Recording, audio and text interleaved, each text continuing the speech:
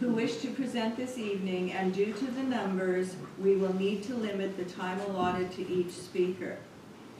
As I call individuals, I would ask that if any presenter before you has stated the same concerns or issues you have, if you could state same as previous presenter, it will be noted and we will move to the next presenter. I also want you to know that if you have submitted your comments in writing, council has reviewed all of these comments, and if you plan to read those comments again, I ask that you keep it to a minimum amount of time, as there are a significant number of written submissions which council has reviewed, and you can also choose to say your written submission represents your comments. Lastly, I ask that everyone be respectful of council, administration, the planners, and each other.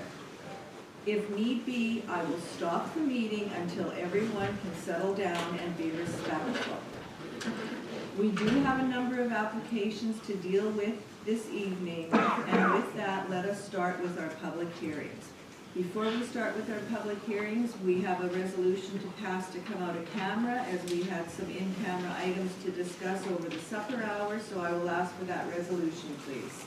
Resolved that as per section 152(4) of the Municipal Act, Council of the Rural Municipality of St. Clements does now resume sitting of regular meeting. Can I have a mover, please? Councillor Boulanger, Councillor Strang seconds. Any discussion? Hearing and seeing none, I will call the question. All those in favor, opposed, and that is carried. Okay, so we can move into our planning hearings, and the first one we have is conditional use 26 of 2022, and I would ask for a resolution to move into the planning hearing, please. Sure. Resolved that the regular meeting be adjourned and the public hearing be open for conditional use 26 of 2022. Can I have a mover, please? Councillor Spicer, Councillor Horvis seconds. Any discussion? Hearing and seeing none, I'll call the question. All those in favor, opposed, and that is carried. Okay, so as I said, the first item on our agenda this evening is conditional use number 26 of 2022, and I will ask our planner to go through that application, please. Femi, you can start sharing now. Okay.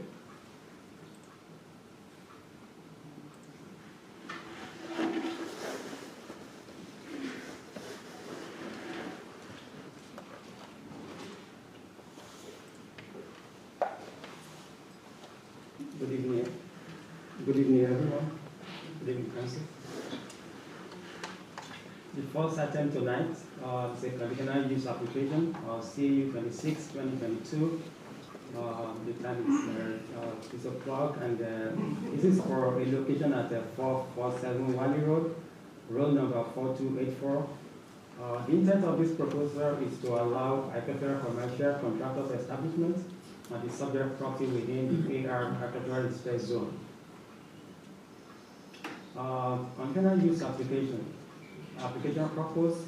proposer to consider a specific land use within a zone on a specific property. Approval criteria according to the Planning Act. The use must be compatible for the surrounding area, will not be detrimental to health or welfare of neighboring properties or residents, and is generally consistent with the development plan, secondary plan, and zoning bylaw. This is the conditional use table that shows what the applicant is requesting. This property is on AR, actually restricted, and the applicant is requesting for business or outside business for a contractor's establishment and agricultural commercial. The proposal itself is for hauling of grain, air, mud, and gravel. This map shows the subject site and the surrounding context. This is the site plan as submitted by the applicant. It shows the existing house on site, the garage, and the parking pad. For council's consideration, the intent, as earlier said, is to continue a business that facilitates the hauling of grain, air, and general contractor service in an AR agricultural distress zone. This conditional use application is triggered by a bylaw enforcement activity on the subject property. A conditional use approval is required for agricultural, commercial, and contractual establishment used in the AR agricultural estate zone. According to the applicant, only work vehicles are parked on the property when not in use, and the business will not be advertised on the subject property. However, as per the zoning bylaw, agricultural lands are intended for agricultural and related activities and to preserve areas for future urban development in keeping with the provisions of the development plan. Given the nature of the subject business and proposal, it appears to be consistent with the development plan policies earlier mentioned. It is noted that council approved a similar applications at 575 Church Road under file CU 7, 2006. Conditional use approval. RPD is recommending 2 conditions to council to approve this application. That concludes my presentation. Thank you. Thank you for that, Femi. Any questions to the planner from members of council? Okay, I will now ask if the applicant is in the audience, if they want to come forward, if they have anything that they would like to add to their application at this time. And you can just come to the podium there. Counselor, all I have to add is I did go door to door to the members of my community and along the street and just obtained some signatures, people that were in support of me continuing. It's my primary source of income, so sorry, excuse me if I'm a little nervous. It's a big deal. And 2 of the residents were away, so they just sent emails, and I can want that. I made a couple copies of it. Yeah, we'll just keep a copy of it if that's okay. Do you have a copy there, or are those your originals? Those are the originals, but you can keep that one. I have 1 copy for myself. No, we just need 1 copy for the file here. Okay. Yeah, as long as we have 1 copy, that's great. Okay, anything else you wanted to add? I guess that's it. That's it for now? Okay, I see that you do have a couple of other people that are listed as in favor, so I'm going to see if either of them are in the audience somewhere. The first name that I have on my list is Glenn Hoffman. Good. Okay, you would So if you could sit down and let Yeah. Mr. Hoffman talk. Thank you. go ahead, you're here to support this Yes, application? Okay. we have no problem with them having their trucks and everything. It's fine. They're right on our piece of land, so right next to us. Everything's fine with us. He helps everybody else. He does stuff on the road for people, and I don't see any problems with it at all. Okay, Let's get along pretty good around us. So everybody's got chickens or goats, and so there's no problems there for us. okay. Okay, thanks for that. I do have another name here. The next name I have as being in favor is Ernest Kozlowski. Did you have anything you wanted to add, Mr. Kozlowski? No, I'm just going to say I'm right on the east side of the lot Mm-hmm. in question, and I have no problem with it. Okay, thank you for that. I have one other name here, Brian Kislik. Are you in the audience somewhere, Mr. Kislik? Kislik, K-I-Z-L-I-K? Brian Kislik?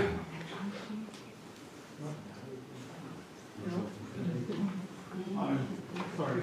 That's okay. I did talk to Brian prior, and he advised me that he wasn't coming. Okay. He was one of the neighbors there. Okay, thank you for that. Okay, I know that there's a lot of people out in the hallway, and I did not say this at the beginning, but if there is anybody in the hallway who wishes to speak on conditional use application 26 of 2022 in the name of Oger, now would be the time to come forward. ODGER, it's the first item on our agenda. Conditional use 26 of 2022.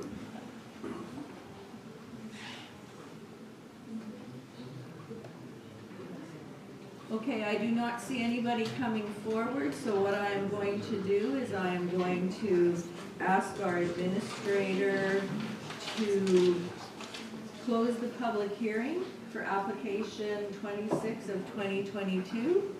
Go ahead. Oh, sure, I'm sorry, I didn't see your hand up. Go ahead. How many trucks and or trailers do you plan on keeping? Currently I have 8, and if, at this point, if I could just keep, when I went to the regular planning, they said that you guys would put a condition like you cannot have any more than 10 trucks ever or something. I'm fine with that, I just don't want to be funny. All right, thank you. Okay, anybody else? Go ahead, Councillor Strang. Do we put that in a conditional use also of keeping a max of so many trucks just with the development down in the area? I don't know, I'm just asking. Council wishes they can certainly, Go ahead. council wishes they certainly can, but then we'll Just putting update the the max of the resolution. 10 that Red River Planning has also on it. If I stand up again, or? Go ahead, yeah. It was it was mentioned in there, kind of by Tammy, that there's a conditional use on Church Road that's very similar to mine. It's AR as well, and they do the same thing. They have it's a lot larger of a situation. When I did purchase my house, I had gone and asked prior, but I guess they got their conditional use before in the digital age, so it was harder for them to find when they did find it just recently when I got the complaint. They came here and they did advise me that they had it, but I am trying to stay within. I wasn't trying to deceive anyone or do it improperly. I thought I was meeting the rules, and I try to be a good neighbor to everyone and be respectful. I just thought I would add that. Okay, thank you for that. So what is the wish of council? Council wishes to proceed. Do you want to put a limit on the number of vehicles that he can have in the yard there? I think we should just match Red Rivers and just put it in our. Match Red Rivers? Yes. Okay, Another question? go ahead. How big is the property? It's just shy. I think it's 4.88 acres. Okay, thanks. Okay, anybody else? Okay, now we can close the public hearing on conditional use number 26 of 2022.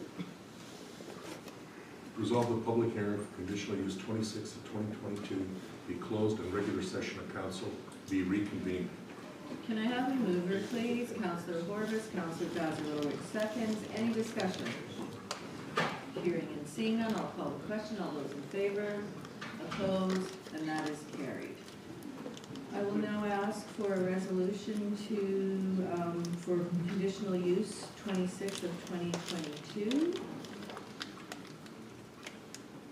Thank you, Madam Mayor. We're just doing the update for the recommendation. I think Red River recommended 10. Their report? Which for CU26? Yes. Yes. Yes. No, 2 conditions. You had put 2 conditions, but Oh, yeah. the number of In terms trucks. number of trucks, yes. 10 was the number of trucks. Okay, so just updated. Okay.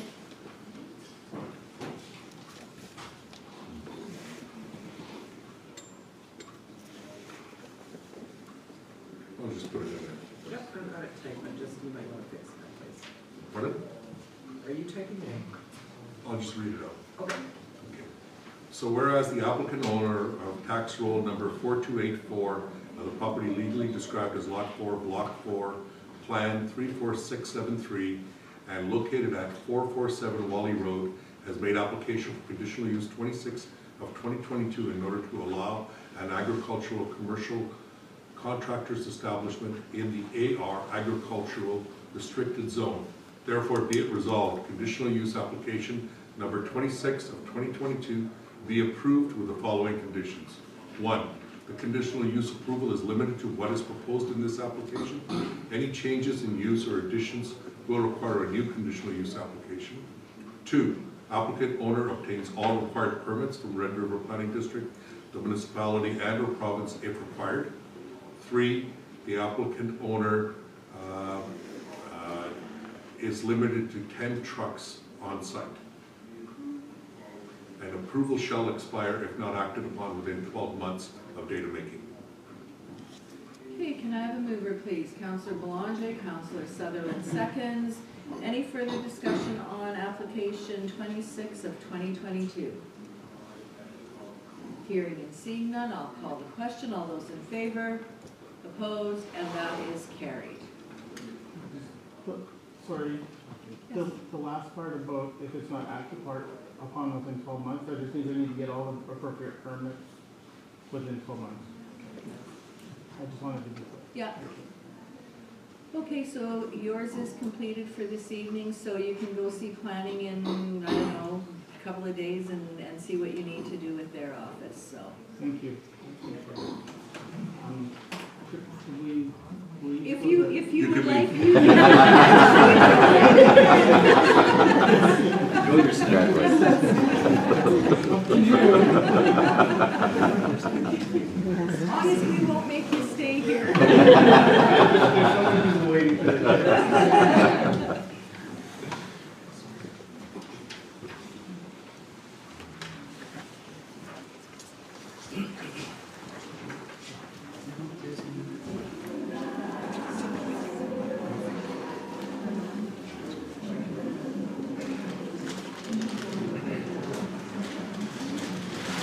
Okay, so the next application we have before us is conditional use application 27 of 2022. Before we move into the hearing, I would just like to say a few words. Many submissions that were sent to council, and I would like to remind everyone that as part of the public hearing process, those submissions should be sent directly to administration, who put them on the agenda and make sure all of council has the opportunity to review them. In addition, some residents and the applicant's representative reached out to council members before the public hearing after it was advertised. Council does not discuss details of an application on items that are part of a public hearing outside of the public hearing in order to protect the fairness of the process. This is why some council members did not discuss this application with any of you when we were approached. So just to make it clear, if you phoned and nobody or somebody said to you, I can't talk about this, that is why, because the information should come to the office and then it's distributed to all members of council. So with that, I will ask for a resolution to move into a public hearing for conditional use number 27 of 2022. Resolve the regular meeting be adjourned and the public hearing be open for conditional use 27 of 2022. Can I have a mover, please? Councillor Bazarowicz, Councillor Strang seconds. Any further discussion? Hearing and seeing none, I'll call the question. All those in favor? Opposed? And that is carried. Okay, Femi, I will turn it over to you so that you can go over your report, please. Container use application CU 27 2022. The location is 7217 PR 212, road number 260750. The intent is to allow a recreational commercial use paintball and the subject property within the A40 Agricultural Limited Zone. Container use application, a proposal to consider a specific land use within a zone on a specific property. Approving criteria as per the Planning Act. Is it compatible with the surrounding area? Will not be detrimental to health and welfare of neighboring properties and residents? And is generally consistent with the drainage plan, secondary plan, and zoning bylaw. This is the container use request table. It shows what the subject site is zone A40, agricultural limited, and what the applicant is asking for recreation commercial, and what is being proposed. There are paintball. This is the subject site that shows the site itself and the surrounding area. And this is the site plan as submitted by the applicant. For council's consideration, The intent is to establish a recreational commercial use within the A4 agricultural limited zone, which requires a conditional use approval from council. Conditional use applications give council the opportunity to scrutinize such proposal for compatibility and conformity with established policy, including the development plan. As per the zoning bylaw, agricultural lands are intended for agricultural and related activities and to preserve areas for future urban development in keeping with the provisions of the development plan. Manitoba Transportation and Infrastructure sent a follow-up comment yesterday, January 23rd of 2023, stating that no preliminary traffic projection is required as earlier requested. Manitoba Agriculture concluded that while the proposed land use proposed use generally meets the definition of recreational commercial use listed as a conditional use in the agricultural zone in the zoning bylaw, it appears to be inconsistent with the RFPD development plan policies that aims to preserve the resource and agricultural areas for agricultural and resource-based activities. Based on RFPD analysis, the study proposal does not conform to the resource and agricultural policies of RFPD plan. In the hierarchy of planning legislation, the development plan trumps the zoning bylaw, meaning the zoning bylaw itself, and any proposal must conform with the development plan policy direction. If council wishes to approve this application, RFPD is recommending 3 conditions. That concludes my presentation. Thank you. Thank you for that, Femi. Questions from members of council to the planner?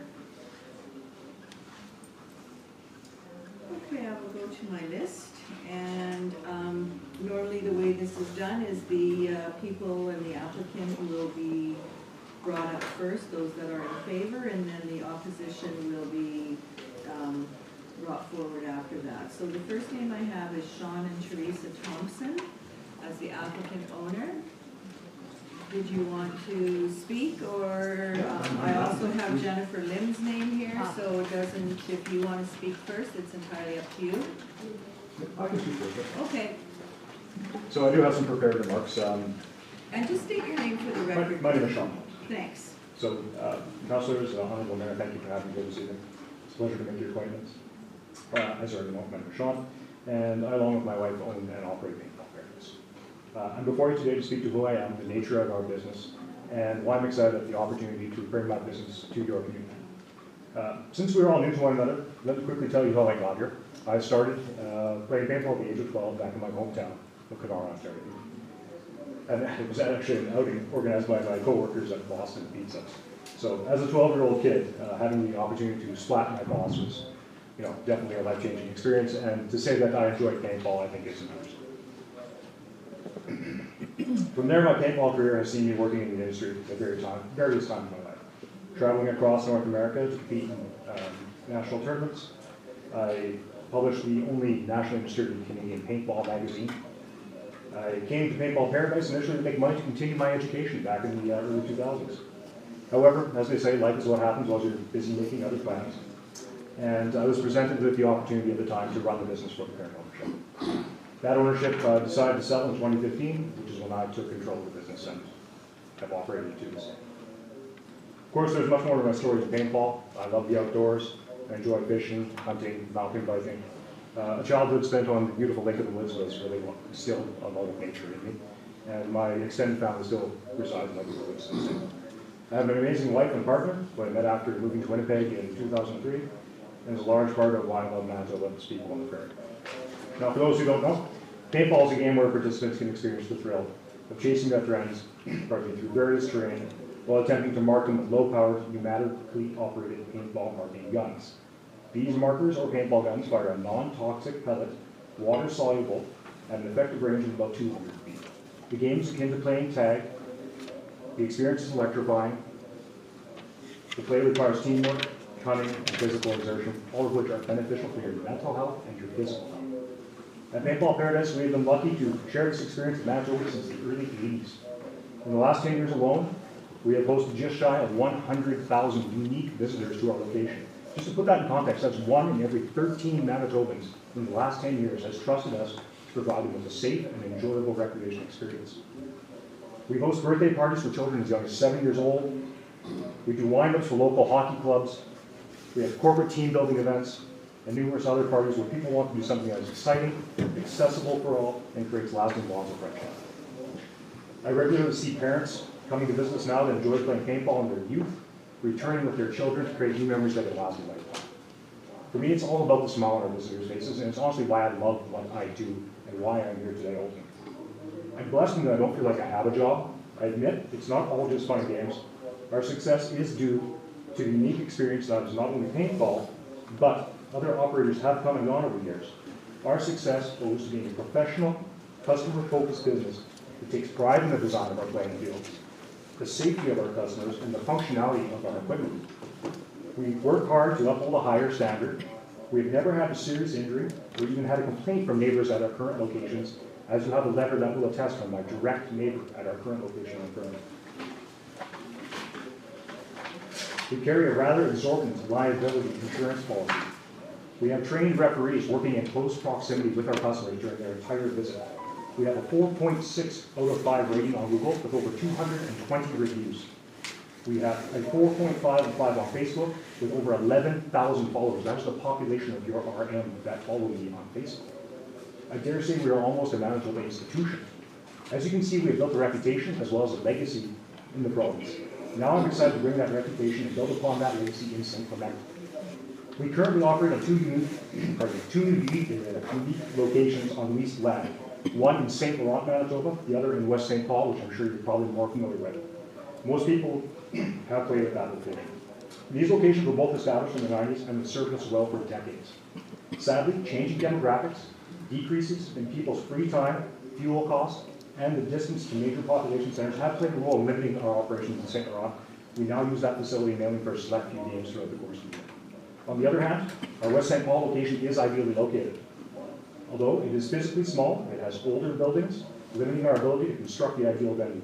The more pressing matter, however, is the construction of a new residential development, which, as approved, will see the removal of our only road servicing my location and my neighbor's business, without any consideration having been given access for our businesses through the new development. Due to these factors, it has come time to enter the next chapter and continue our operations on one parcel that we hope to own. The location at 72117 Highway 212 is the only parcel we have found to meet our unique business needs in over 3 years of searching. There are numerous considerations that factor into what makes a viable location for us. Access along the paved road is of great importance for customers. Also, proximity to the Winnipeg population is equally vital. The physical size of the land and its features also plays an important role, as our use demands a large area to customer ratio, thus limiting the income we can derive out of that land based on the value of it. The shape of the parcel contributes to our ability to sequester the operating zones from neighboring properties and provide a generous buffer. And of course, a zoning designation that complies with our use in an open-minded community is a necessity. I don't take what it means to be a part of this community lightly. Should we permit our use, we will build a clean, attractive, thematic park where patrons feel welcome and provide much-needed recreational opportunities for them. We will provide jobs for locals, especially youth, which might otherwise mean traveling a great distance for employment. We will contribute to the local economy through increased business at restaurants and gas stations. We will be there to donate to socials, the local fire departments, or community food drives that we have always done. The land will be respected. Our use requires minimal alteration to a small portion, and we'll protect it for future agricultural use. By pruning broken branches and cleaning deadfall, potential sources of ignition and hazards will be removed from the wooded area. We will spray no chemicals, fertilizers, or insecticides. Areas that remain uncropped will enjoy a chance for bacteria, nutrients, insects, and worms to establish a soil's vitality. From what I've seen at our location in West St. Paul, our outdoor paintball fields are a haven for all manner of rabbits, raccoons, weasels, and the like, who will find shelter under the obstacles. I can say with all honesty, we've never had an incident with customers shooting these animals. They disappear, they have places to hide. I've reviewed the letter sent in opposition to our application, and I understand that anyone new coming into the community is a scary prospect. I want to assure all those in opposition that I do not view them or their concerns in the negative. Okay? These are your concerns, and they're very valid to you. I am confident all of these concerns can be satiated through discussion and the demonstrable facts I have at my disposal. After talking with Mr. Wayne, I felt as though I don't want to choke off the unrestricted access that residents have enjoyed to the property to this day. He did tell me that they enjoy hunting, riding, and biking and walking their dogs on these properties. Through our conversation, I'm open to finding a way to facilitate that neighborly arrangement.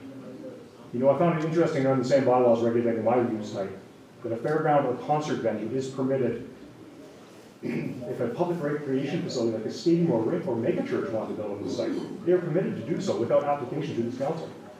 Yet tonight, my application will be subject to scrutiny.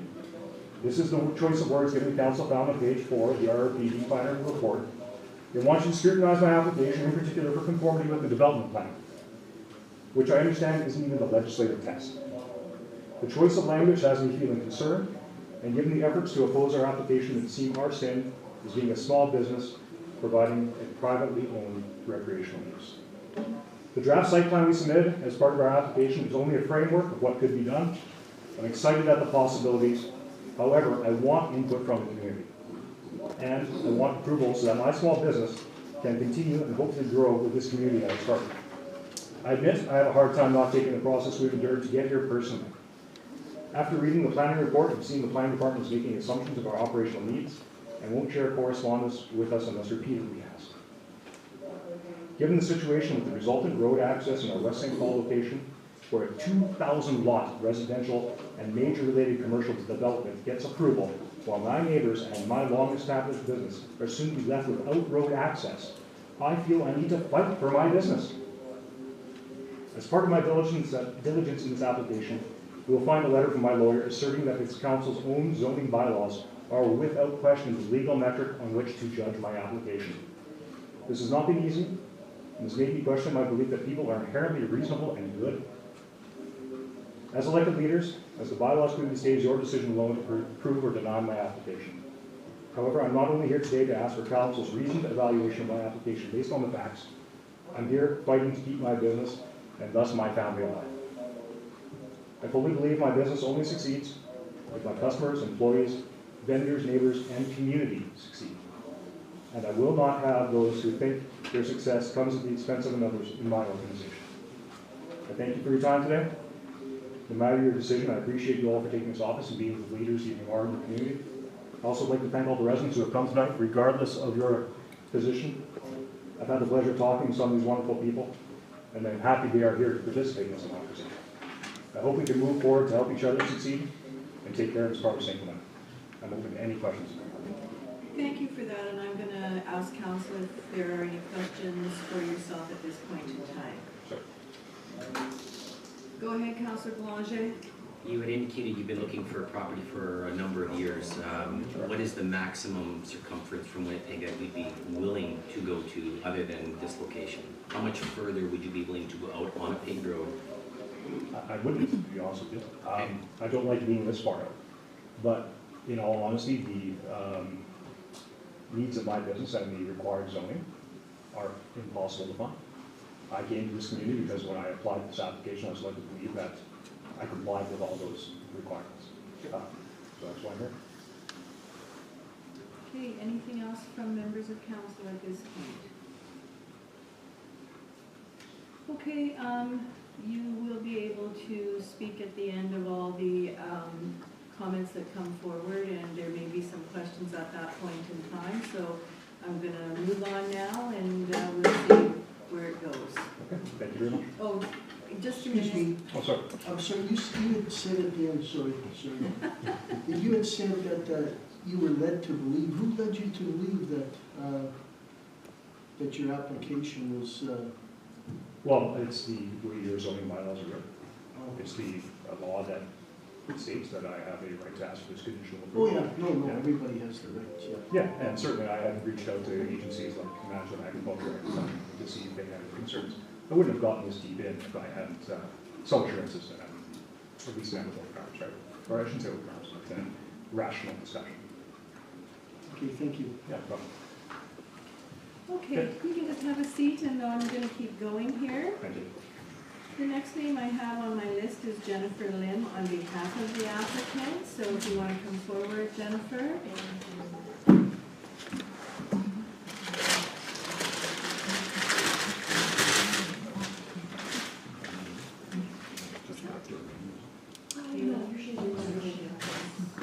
Those for members of council, Jennifer? They are, and I Okay. have a copy for administration, both for RPD and for the. Okay, maybe if you just want to give RRPD theirs and then Caleb will take the others. Thank you. All right, so Jennifer Lim, 31 Lakeborn Drive. Thank you, Madam Chair, Council and Administration, for letting me speak tonight on behalf of the application. I have a package of materials for Council as part of my presentation. I'll be referring to them throughout my presentation. So I was once your community planner, and I very much enjoyed my time working with Council administration. I remain a registered professional planner, and now I own Threshold Planning Studio, which I endearingly refer to as a one-mum shop. But make no mistake, in my 3 years of incorporation, I've taken on a wide variety of planning matters, and my understanding of land use and professional practice has grown exponentially. I've designed several subdivisions, some actively approved and some pending approval. I've worked with residents associations, developers, and private citizens. I've been hired by municipalities to undertake their bylaw review, and I've provided evidentiary testimony to the Court of King's Bench and to Municipal Board with positive results. But enough about me. Let me tell you what I've learned about you. St. Clements is the place to be. Under tab 1 of my handout is a copy of some pages from your strategic plan, where it states, the Arm of St. Clements is committed to sustainable growth, enhanced amenities and services, and offering people of all ages desirable places to live and recreate. The municipality supports diverse land uses and settlement types, while maintaining an environment where diverse residents across the community coexist in harmony. That's your vision statement. It's your preferred future for this municipality. One of your 5 primary goals under your strategic plan is to increase interest in St. Clements' 4-season outdoor recreational opportunities. Paintball Paradise seeks to locate at 72117 Provincial Road 212. It meets with that primary goal and provides a measurable outcome if Council decides to approve this application. St. Clements identifies as a community for recreational opportunities directly within its vision statement. And within that vision statement, one doesn't have to live in St. Clements to come enjoy the amenities you have to offer. But of course, it's nice if you do. Sean and Teresa Thompson plan to do just that. They are the owners of Paintball Paradise and are looking to relocate the business currently held at 2 locations, one in West St. Paul, one in St. Laurent, into one centralized location at this property. This location is roughly 6 miles east of Lockport and 2 miles west of Garson, within half a mile of Highway 44, with direct access to a provincial road that is paved at this location. 212 provides access to Cooks Creek through to Garvin Road, and then of course back through right here to East Selkirk. It takes about 20 minutes to drive to that location from the North Perimeter Highway near the city of Winnipeg between highways 8 and 9. Under the second tab in my package is a copy of Table 10 from your zoning bylaw. Under your bylaw, a paintball facility falls under a defined use type that thankfully is already listed as a use permitted by conditional use order in the A40 zoning district. What that means is that every parcel of land zoned A40 in this municipality already has an entitlement under your bylaw to operate a commercial recreational facility that, if approved, may have conditions placed by council. Now, not every property owner is going to choose to do this. In the A40, some property owners farm the land, and some live on the land but don't actively farm it. But the municipality recognizes the value of having recreational uses in the A40 and affords entitlement for these types of commercial operations to seek council's approval. We're not seeking to vary or amend your bylaw. Variants and amendments to bylaws allow a property owner to gain additional entitlements over their neighbors. We're not doing that. This is a very simple request, and many good neighbor considerations have already been designed into the site plan provided to council. Things like planting shelter belts and leaving sections of land with a buffer where paintball and related games won't be played. Those elements are all shown on the site plan prepared by Sean that's part of your council package. We also know that in advance of coming to council, public engagement is important. We know the municipality founded its strategic plan on public engagement and feedback from election campaigning. We conducted door-to-door with immediate neighbors to provide an opportunity for local residents to meet with Sean face-to-face and hopefully have a discussion on the proposal. We approached neighbors on both sides of Provincial Road 212 between 44 and Boundary Road.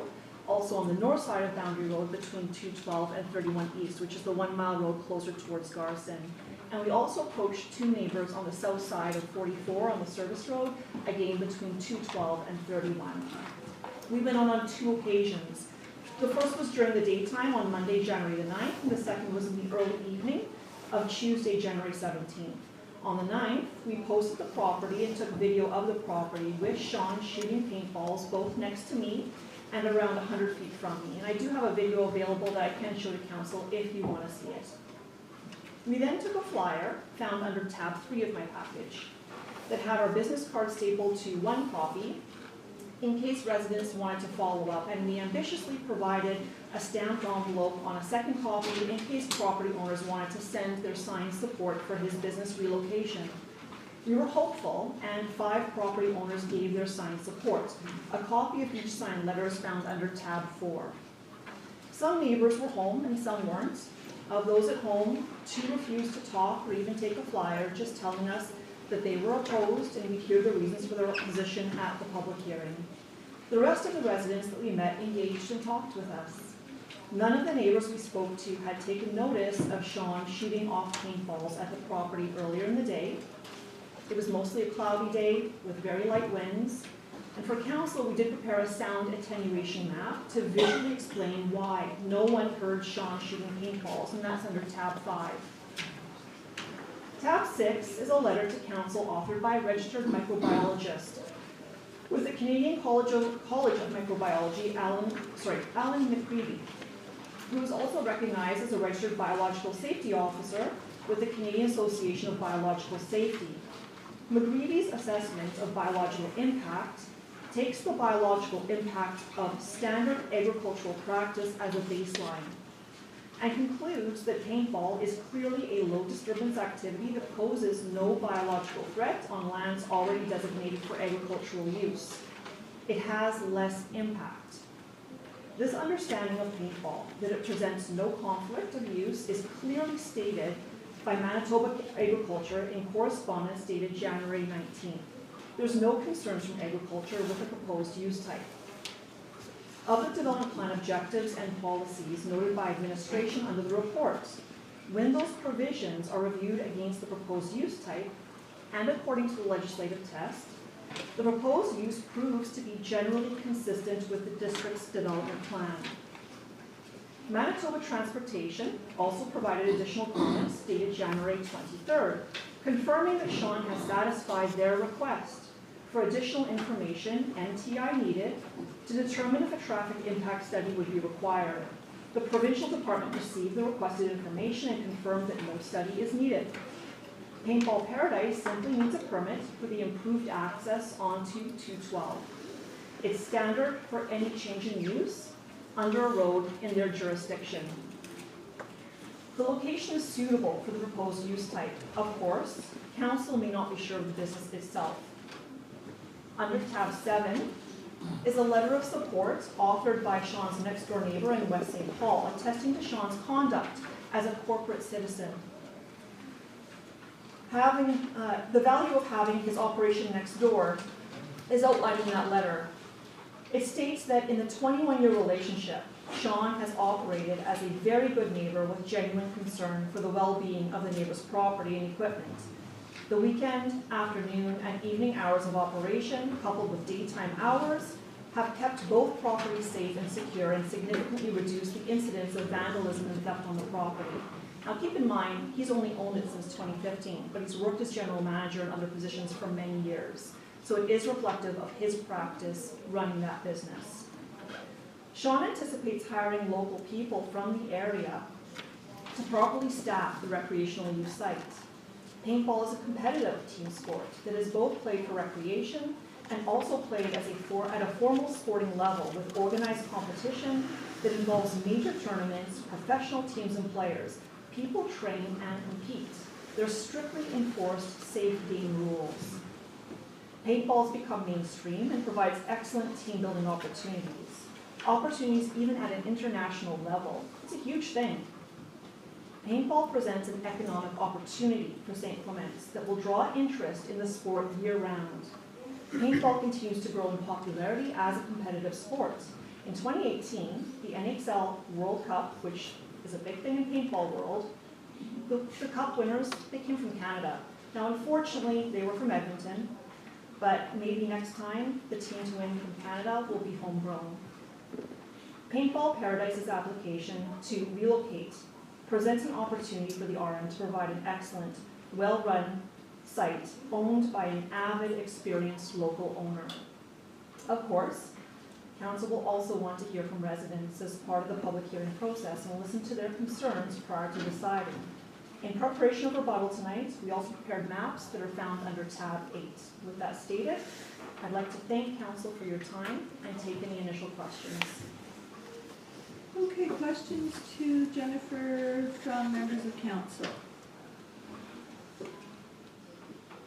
I do have one, and it's regarding the, I guess the flyer that was put out. Yes. So you just did the flyer, you didn't have any sort of an open house or anything to invite the residents in this area to the other facility in West St. Paul to exactly see what this was like?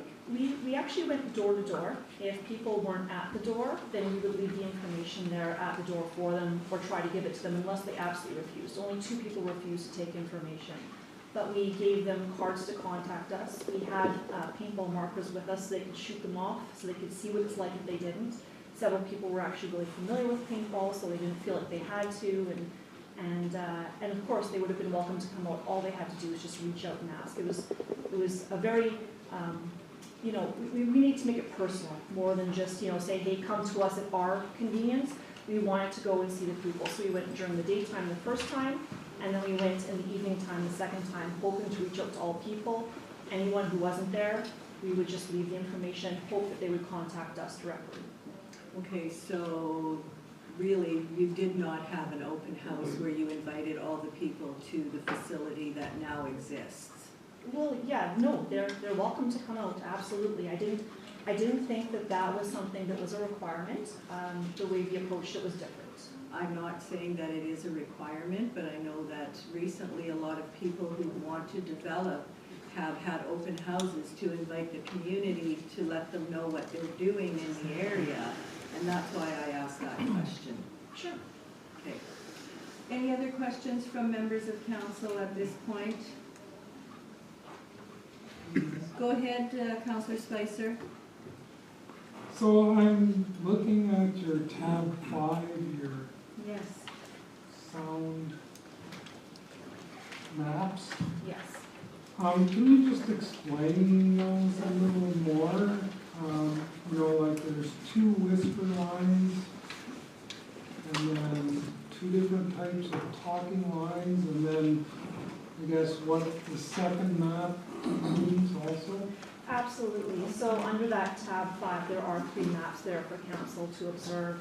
The first one is the sound attenuation map, and the hot pink line, I chose bright colors, hopefully they would stick out and we'd see them pretty well. The first line shows the phase 1 of development, so there's a field site, and there's also one that's part field and part in the forest, right? Now, the first pink dash line outside of that says normal talking line. What that means is that by that distance, the sound being projected from inside of that first pink box is down to the level of normal talking with people, right? So it's not any louder than a normal voice would be. When you get further out to the very faintly dashed line, it's a whisper, right? Now, of course, sound doesn't just transfer through trees and through houses and whatever else without any care for them. It's going to bounce around and bounce back. So these things will mitigate it. But if there was nothing on the ground at all to stop the sound, by the time you get to the first pink dash line, it's down to normal talking level for the sound coming from one of these markers being shot off. And by the time you get to the whisper line, it's down to So by that point, under normal conditions, it would be a whisper sound. There's always going to be exceptions to the rule. There can be a cloud inversion, there can be winds that blow sound a certain way, because that can happen with sound. But this map shows under like normal conditions what can happen when there's nothing blocking the sound. The orange line is the phase 2, right?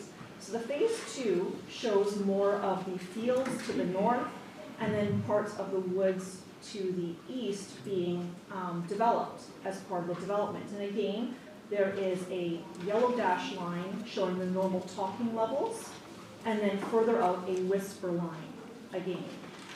It should be noted that with paintball, there's no requirement for hearing protection. So there is no damage to hearing even when you're shooting them off. When you shoot off regular guns, you have to wear hearing protection. This is not that, right? So you can fully play paintball immersed in the game, and there's no impact, no occupational health or safety reasons that say they either recommend it or that they require it. There's no requirement. I hope that that explains the first map. The second map. Just one more Oh, before. yes. Okay. So how is this measured? Did you measure it in decibels? Yes, so I appreciate the question. I'm so sorry, Councillor. The decibel level of a paintball marker going off when you're immediately next to it is 86 decibels. So when you do sound, it's the decibel level plus the duration that you're exposed to it. After a certain combination of those two things, you're required to wear hearing protection, or it's recommended. Again, with paintball play, it's not even a recommendation. You don't need it at all. So at the inside of the dark dash lines, you could have an 86 decibel marker sound being made when the paintball marker is shot. At the normal talking line, normal talking is 60 decibels. I mean, I might be a little bit louder because I'm kind of a loud person, but the average person talking in a normal environment is rating in at about 60 decibels. And then at the whisper line, that rates in at 30 decibels. So a refrigerator, a typical refrigerator, not one that's kind of clunky and not working very well, rates at 40 decibels. So it's between normal talking and a whisper, right? And if you just want to listen to yourself breathing, it's down to 10 decibels. So when you're meditating and everything's quiet around you and you're just listening to your own breath, the sound of your own breath rates at 10 decibels. So, Go ahead, so Councillor you Swayze. actually measured this with a decibel meter and this created the map? Or are we talking about you doing a mathematical equation to show these lines? But they go together, they really do. So the... Well, here's my question. Okay. Were you out there with a decibel meter when he was shooting his paintballs? Is that how this was done? Yeah, not myself. I was not out there with a decibel meter when he was shooting his paintball gun. So that's not where I get it from. I get my information from the ratings that they give when you look for it online, right? Okay. That's where I get it I from. just want to Yes, of clarify course. my question. Okay. Sorry. I don't want to go on at length. I just want to make sure I'm answering the question. Do you still wish for me to answer the question No. with the other maps? I'm good. Okay, good. Any other questions? Any other questions? Go ahead, Councillor Strang. Madam Chair, I would like if the CAO could bring up a map of where this is located. And just on our tab 4, that there's 5 people in support, I just wanted to see where Boundary Road and where 72 North is in comparison to the property. For us, a visual. That is Boundary Road. Please and thank you.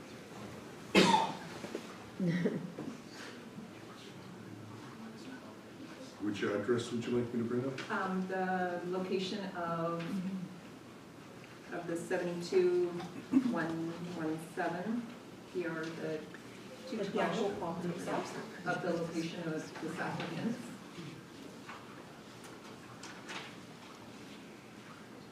And then I would just like to see where 72 North is and where Boundary Road is in.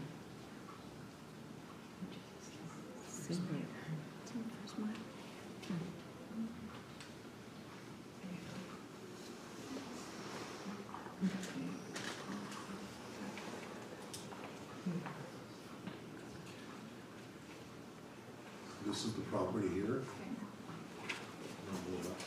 And there's Boundary Road. There's 31 East, 29 East, 44. Okay, and how about 72 North, 72 North, right, Boundary Road. Boundary of the same street, okay. Did you want me to bring up any of those properties that signed approval or signed No, support? I was just looking for, Context. yes, thank you very much. Okay, I don't know if there are any more questions, anything else from members of council at this time? Go ahead, Councillor Horvis. So were these the only 5 people that you contacted, or did you contact more, or? Yeah, no, we had reached out to 14 residents that either would have had their properties directly touching the property line or just were in close enough proximity. We didn't go further to the west along Boundary. We didn't approach neighbors on the Springfield side. We didn't go much further towards the Garson side or to the north. We really just wanted to look to see the neighbors immediately around us, what they might feel the impact would be to them, and try to see what concerns they might have. Thank you. Okay, I think that's it for now, and if we need to, I will ask you to come back up, Madam Chair. Thank you, Madam And I Chair. believe that there's one more name on my list that was in support. Is Claus Besser in the audience? Claus? Yes. There should also be a Teresa Thompson still.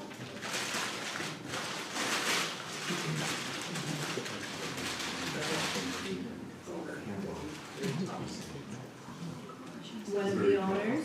That's right. Yeah? If you are Teresa, yes, I didn't I am, realize that sorry. you were both gonna speak. I thought Sean was speaking for both of you, so come forward.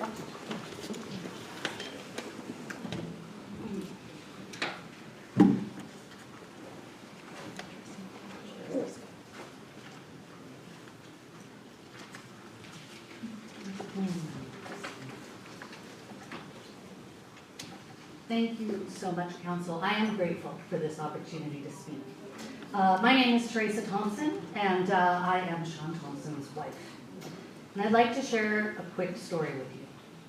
20 years ago from this past December, Sean and I had our first date. And it was almost our last.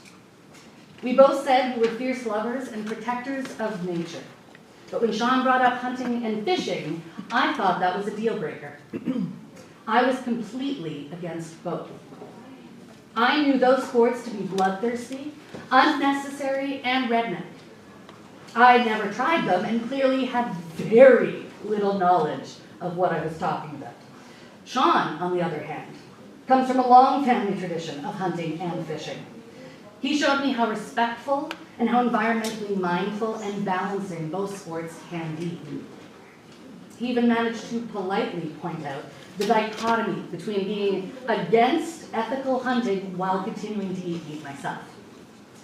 If I had chosen to stick to my guns, pun acknowledged, excuse me, I would not just have missed a beautiful introduction to both sports, but I would have missed out on my life with Sean. Leading up to today, of course, we've been reading and hearing opinions in support and opposition. After reflection, I would like to speak to 3 areas: perceptions, the environment, and community. Before I met Sean, I also had no idea that paintball was a sport. I had seen it portrayed in movies and maybe knew someone who played. I thought that it was played with guns. Well, I knew it was played with guns. So I thought that was warmongering. I thought there were open fires in barrels and constant noise from guns and screaming from would-be warriors. I thought it was played all night, it was dirty, and frankly, I thought it was played by disrespectful jerks. If I'm painting the picture that I was judgmental in my 20s, it's probably accurate. Those perceptions, of course, have matured with my own experience. A car left in field could be considered junk. It could be a future project. It could be a beautiful relic. Or it could be recreation. What it is boils down to who you ask. It boils down to opinion and taste and neither are debatable. But because a sport is played with a paintball gun does not make it more moderate. Whether it's Nerf archery, laser tag, water balloons, water guns, or paintball guns, the game remains tag. And if you throw in a cloth, you've got yourself captured a flag. Here's what I have seen in paintball. Paintball Paradise is clean, and it's clean every day. Cleaned every day. The people are considerate. They're respectful of the facility, the land it's on, and its neighbors. They do not hand you a paintball gun and a mask and say good luck. You are hosted, ref, protected, and looked out for. This is in everyone's best interest. Health and safety is number one. This includes patrons, staff, the land, and its neighbors. This is not just because it is the right thing to do. As you can imagine, the insurance is needfully strict, regardless of perceptions. The fact is, we are seasoned professionals. We know what we're doing, and we've been doing it for a long time. The players that compete are athletes. There are professional teams around the world with their own World Cup.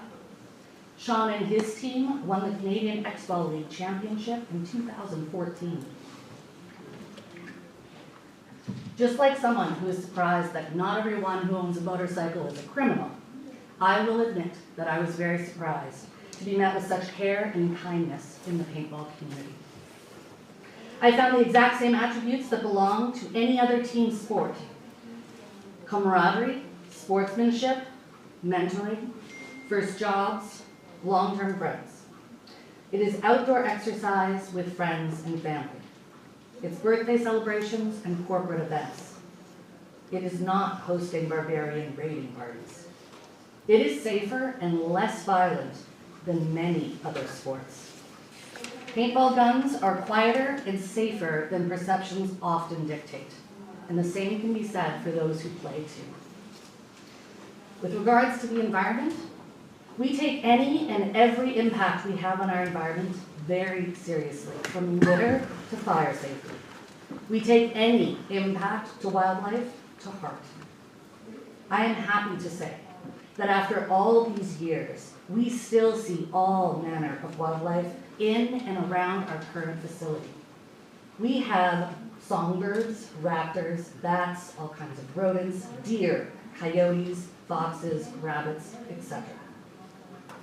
There's very little, if any, impact on wildlife from paintball. Of course, our proposed change means there would be more noise and light than there currently are, which is none. But both would be kept at reasonable times and levels for wildlife and neighbors alike, and the impact would be minor. Once again, a paintball gun is nothing like a hunting rifle. Having read folks' concerns with regards to noise, light, and wildlife, I would say we share many of the same concerns. But we also have first-hand knowledge, experience, and expertise. We know how paintball can affect those that share the land. We're not guessing or surmising. The fact is, paintball belongs out here. Paintball was in fact created on ranch land in the 80s. And across Canadian fields, operations continue to exist as good neighbors on agricultural and residential land. Paintball is no more an extreme sport than skateboarding, and both are way quieter and less extreme than hockey or snow machines. We do not refer to football or rugby as combat sports, and they are far more combative. I understand folks' misperceptions, but the fact is, paintball always has been and will continue to thrive as a rural sport. Having spoken to perceptions and the environment, I'd like to address the topic of community. It is so clear by all the folks here tonight that St. Clements is strongly community-minded, and Paintball Paradise is too.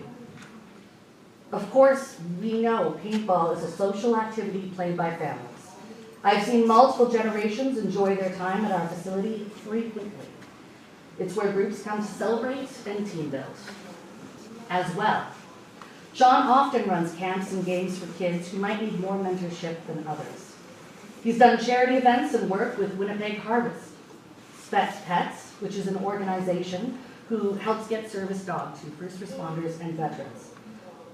Animal rescues, including Darcy's Ark, charity games with the Blue Bombers, Manitoba Theatre for Young People, the Winnipeg Fringe Festival, free of charge demos and target ranges at the West St. Paul Canada Day events, hosting the local fire department for an annual paintball event. Not to mention, we donate about 200 socials a year and more to sports teams and fundraisers. Sean is someone who actively looks out for his neighbors any way he can. I see zero reason why this community wouldn't want Paintball Paradise as a neighbor, save for the misperceptions, which I hope we're helping mend tonight. Of course, I don't agree with all of the comments in opposition that we've seen or heard to date. But I understand that most of those come from folks who haven't experienced paintball or had us as neighbors yet. Even still, in everyone's comments, I see passion to preserve everything that makes this community amazing. And that community passion is why we want to be a part of it, and why we know we are a good fit. We are passionate about building up community. As Jennifer pointed out in her comments, we in fact share one of the same goals as this RM. If your strategic plan goal is to increase interest in St. Clement's four-season outdoor recreational opportunities, then we're your guy. Not only do our goals align, but paintball is already listed as an acceptable conditional use under your bylaws. We have provided info, sources, and facts on noise, traffic, and environmental concerns. We have spoken to not only the benefits, realities, and reach of paintball as a game, but as a sport. Paintball Paradise, having been around since 1983, is a Manitoban institution, and one that St. Clement's can be proud of. As you heard from Sean, we've been looking for the right place to move for 3 years. We are not considering this lightly, and look not just for what is right for us, but right for the community we hope to move into. We know we're right for this community. I so respect folks using their voices to further what they believe and to listen and change minds. Change is scary, and so are assumptions. Paintball is a rural sport, and we believe we belong in St. Clement's. I understand there's concern that Paintball Paradise would impact or change this community. I can promise this council that we absolutely would, and for the better. If there's any questions, I'm happy to answer them. Thank you for that. Are there any questions for the presenter from members of council? Doesn't look like it at the moment, so I'm going to keep going because we still have a number of people who wish to speak this evening. So I'm going to go back to Claus Fesser, I believe. Come forward if you don't mind. I'm very good, thank you. I'm just here in support. I think they've made the point very well. You're here in support, thank you. Okay, I do not show anyone else on my list to be in support, but I know that there are a number of people in the hallway there, so I am just going to ask if there is anybody in the hallway who is in support of variation or conditional use, I should say, 27 of 2022 Paintball Paradise. If you want to please come forward, if you have anything that you want to add at this point.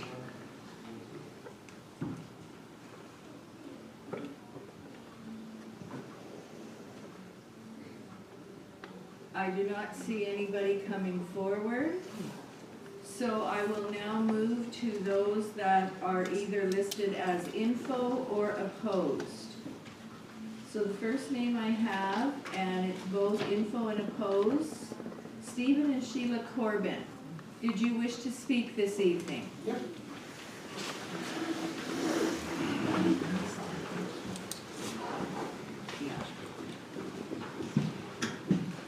Before you get started, I just want to ask you if you've submitted something in writing. Council does have all those letters or emails or whatever was submitted. If you have something new that you would like to share with us, please go ahead. I did request a video to be played. Yes. Okay.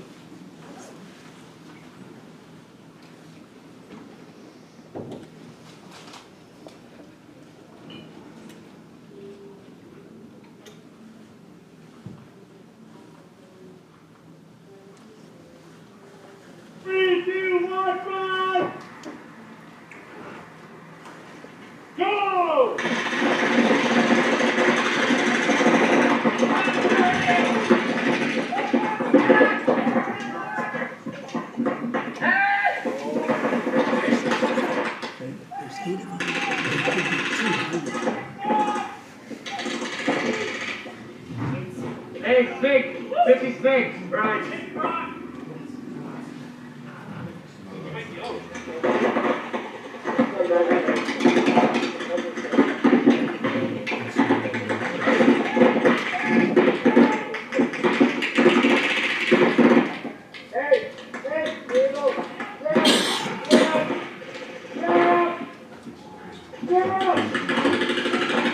Yeah, thanks.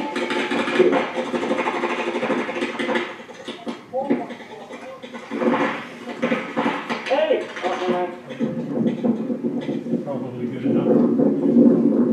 Thank you. Okay, so there were some comments made about the sounds and the decibels of a paintball gun, and that's awesome. Individually as one gun going off, that's fine. But they have, on their website, they allow up to 200 players per group. So you can imagine 200 of those things going off constantly. You just had a little flavor there of what the noise of the guns are offering. But that's not even the noise that I'm concerned about as much as the noise of the screaming kids or players out there, and you got a taste of the yelling that's going on constantly. I can hear my neighbors. I'm at 30075 Boundary Road, and that's the larger last house on that road towards the east. Yeah, that's us there. So my lot borders their property in the back on the northeast corner. It's 80 plus acres there. I grow hay and crop there. We have horses on the property, which I can attest would be seriously affected by that kind of noise constantly, day in, day out, 7 days a week. They're planning on setting up night fights. They encourage booking night venues till 10 a.m. at night, 10 p.m. sorry. And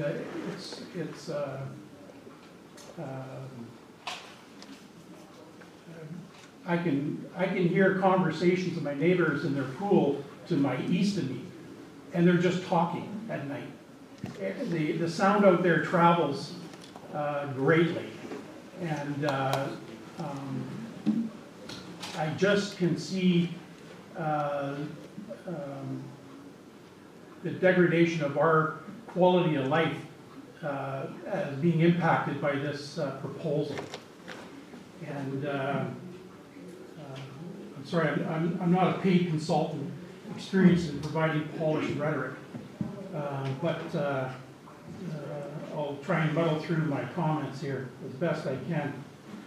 I trust that you've reviewed some of the photos that I also submitted of fireworks going off for celebration events concerning me with a hayfield next door and crops in the neighborhood of fires being started as a result of these events that they put on is a concern.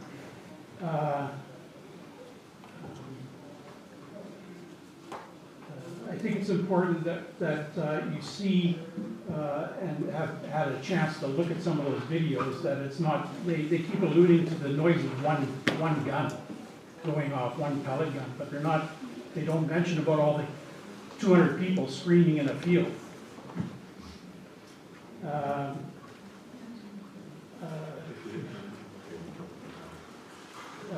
with that volume of people, I think he alluded to the fact that there's literally hundreds of thousands of people that they've entertained. Everything I heard from them is all about them and the quality they bring to their participants that come out to their business. Nothing about the quality that they're bringing and the value added they're bringing to the residents of the neighborhood, which you'll hear all the opposition regarding that. With all that volume, you're going to bring out pollution in the form of waste. You know, they can run around, pick up all the papers they want, but if there's a wind and it's blowing all over the neighborhood, that's a consideration. You can see some of the photos I provided. There's netting they put up. It's quite substantial netting, almost the height of a hydro pole. They use that to contain the paintballs, so when they have multiple events going on at one time, that one group isn't interfering with the other. This is what they state on their website.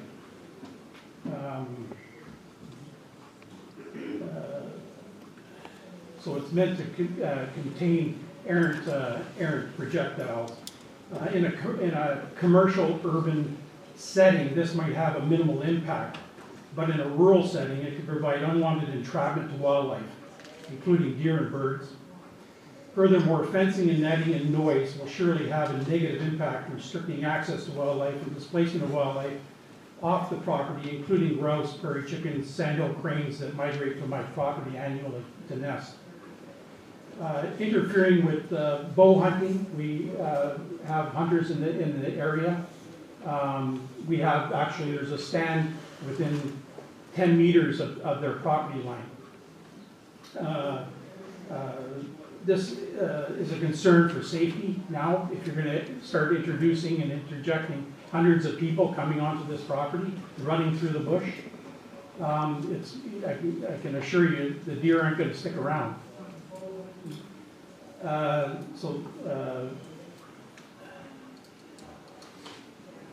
Interfering with our quiet enjoyment of the property from undesirable constant noise, yelling, shouting, shooting from the paintball guns is going to be an extreme irritant. I don't think that that's a perceived expectation. That it's going to be quiet and calm and everybody's just going to not be running around yelling. You saw evidence from their own YouTube channel, exactly what they do. If I could just stop you there for a minute, we do have a number of people who still wish to speak, and I know the applicants did have a little bit longer, but they are the applicants, and the other people, I'm going to try and kind of keep it to a little bit less time. So if you can maybe try to start wrapping up, please. Okay. Thank you.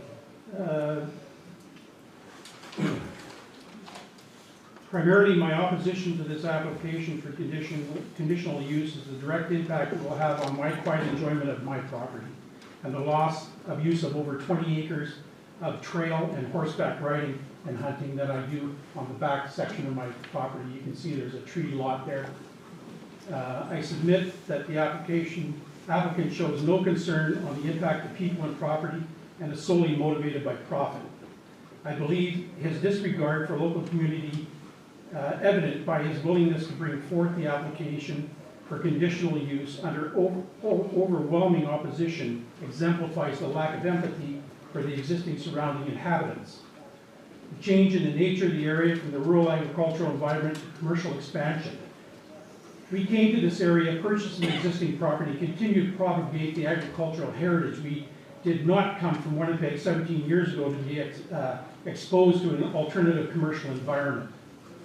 My fear is with the allowance of a commercial entity that a non-agricultural enterprise sets a precedent and will only open the door for more of the same, with much more ease of approval in the future, further degrading the rural nature of our local community and the reversal of the Red River planning objectives as they have clearly stated in their response on page 4, paragraphs 6, 7, and 8, as well as on page 14 in the second paragraph. For this reason alone, the application should be denied. but accompanied by the local residents' overwhelming rebuke and in support of the Red River Development Plan to maintain agricultural lands, I would ask the council to reject this proposal. I see no value added to our local community by this enterprise. Interacting, encouraging thousands of people to transient through this area is not a value added. It might be to them to come and play, but it's not to the residents that have to tolerate their involvement. To them, it's nothing more than an empty, useless plot of land full of weeds as they intend to beautify with shabby plywood structures and abandoned vehicles in urban war zones. You can see that in some of the photos that I submitted. For us, it's our home. Thank you. Thank you for that.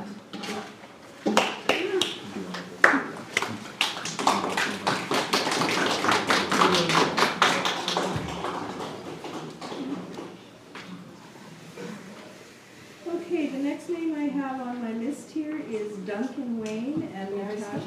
I'm Sheila. Oh, sorry, I'm sorry, go ahead. Thank you. We'll try and keep it. Yes, I'll be very quick. Yeah, thank you. Thank you for hearing me. My name is Sheila Corbin, and I have a question. Do any of you folks own horses? I have. You have horses? Are we allowed, I don't know. You have horses? Can you please direct your comments Oh, directly sorry. to So the that's chair? my question, is if they own horses. And I believe that she did. I don't answer that. know if they do, no. You don't? You don't? Oh, she Not doesn't. presently, no. Okay. My name is Sheila Corbin, and I am addressing the impact on our horses in the farming community. We are on Boundary Road, and our farm is 80 acre plus, and it is adjacent, the back northwest corner, and their proposed paintball venue is adjoining. As there's a very large sign on 212 highway that says, "You're in horse country, welcome to the horse community." And that is like visual from the driveway that they're proposing to do. Now, if anybody knows anything about horses, it is very true that we are in horse country. There are approximately 18 horses alone surrounding this paintball area. Okay, that's just in one little area. There's hundreds of horses in that area, but 18 I can count out just off the top of my head. And our back is adjoining the area with that paintball area.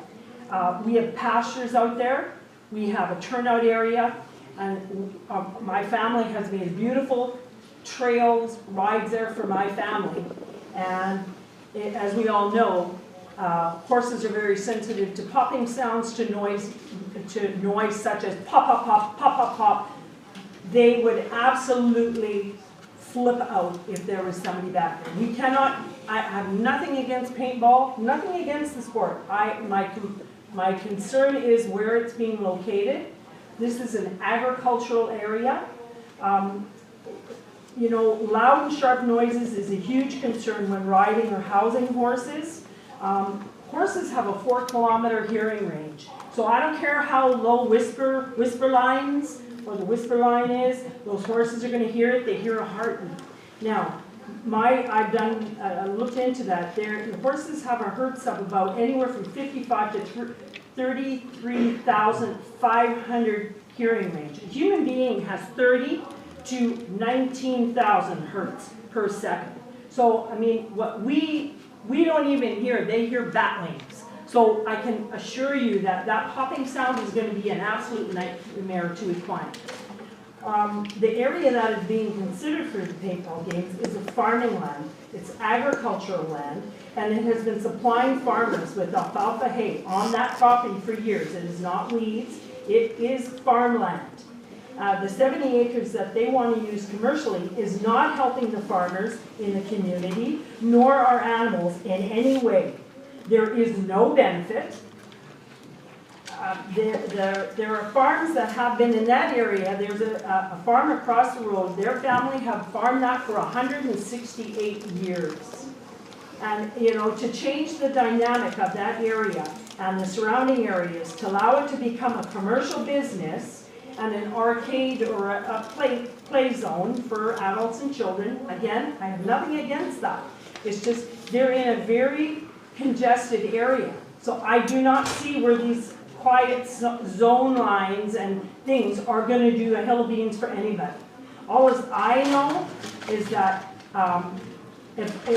with me having horses in the back there, it is going to cause great stress to them. They're going to absolutely abort that area. They were never going to use that back area again. I got 20 acres assigned for those horses. They will refuse to graze back there because of that pop, pop, pop, pop, pop, pop, pop, pop, pop, pop. And worst case scenario, myself or one of my family members is going to have an involuntary dismount and getting either severely hurt or possibly dead.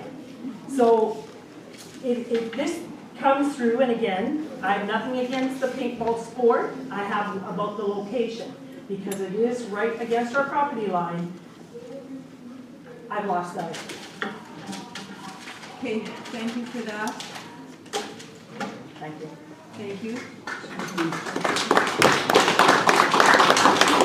I am going to ask everyone to please refrain from clapping. We're trying to have a hearing here.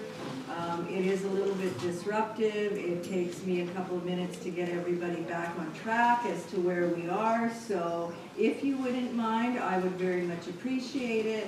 And I, again, am going to ask to please limit your comments to about 5 to 7 minutes, because we're getting up to around 10 here. And in order to hear everybody, 7 minutes is probably quite enough for now. Yeah. Go ahead, Councillor Horvis. Excuse me, Madam Chair, I have another appointment tonight, so I'll be leaving. Thank you. Thank you. Okay, so I'm going to assume that you are Duncan Wayne. Hi, yeah. You have lots of my comments already, so I'm not gonna go over those again. Thank you. I just want to mention, there was a lawyer's report for a document that was provided on the agenda there. And I just want to address some of the comments by the lawyer, specifically point E on page 2, where it says, more specifically as defined in RRP website, the development plan by nature simply outlines the long-term vision and goals of the community, and they use to guide development within the planning area of a municipality or planning district. In other words, it is forward-looking, whereas the zoning bylaw typically represents what is on the ground at this time, and therefore it should be the only governing legislation to be used by council to administer any conditional use applications until such time that the zoning bylaw is amended. And then they use the Mrs. Erb's, I guess, retraction or clarification. I guess she didn't like what the planner had to say, so she decided to add that clarification. And then I have my response to that that you have. So as far as I'm aware, the RRPD is number 2 on the list of hierarchy, and the St. Clements bylaw 522022, which is the one that everybody's sort of talking about here as being allowing this conditional use, is number 4. So it's way down the list, whereas development plan, which the planner has rightfully pointed out, is the highest hierarchy as far as your decision making is concerned. And then the policies fall within that, which is that agricultural and agricultural related purposes are the preferred kind of developments in this area, not commercial, or in this case recreational commercial. So that's all the comments I wanted to make. I just wanted to acknowledge that this land was owned by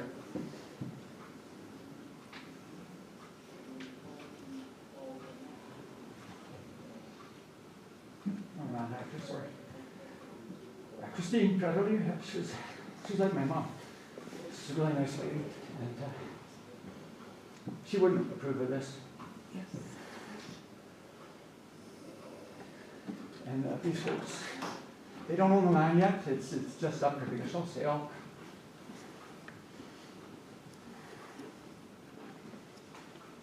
Sorry. I'll just leave it at that. Thank you for that. Natasha Clan, did you want to speak at all if you are here? Yeah, I'm here, I'm okay. You're okay? Okay, thank you.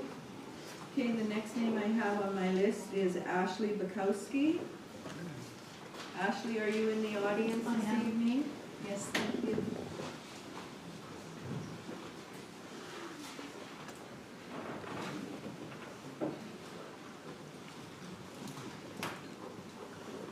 Good evening, Mayor, people, quorum, council members, and all citizens.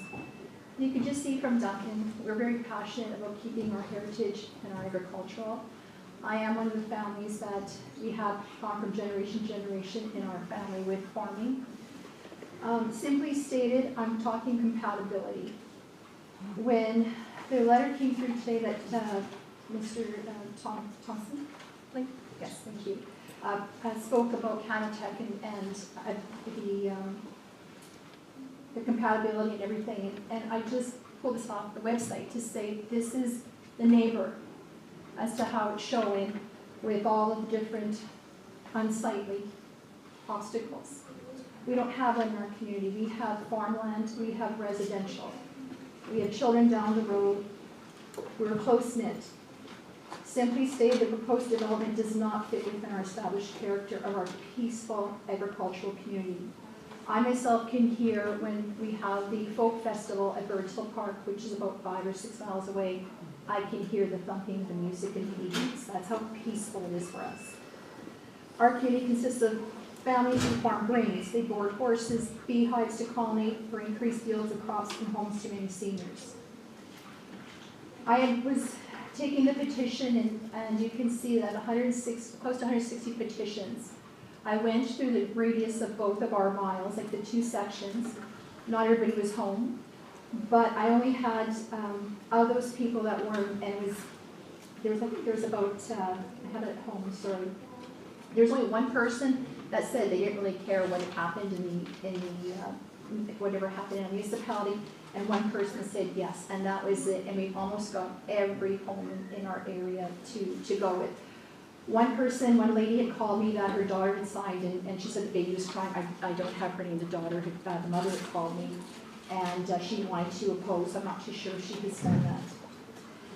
This entire process has caused us such undue stress, such mental stress. I haven't slept in 2 weeks knowing that if I look across the road where I've always seen agricultural to see the unsightliness, I'm just speechless in that regard.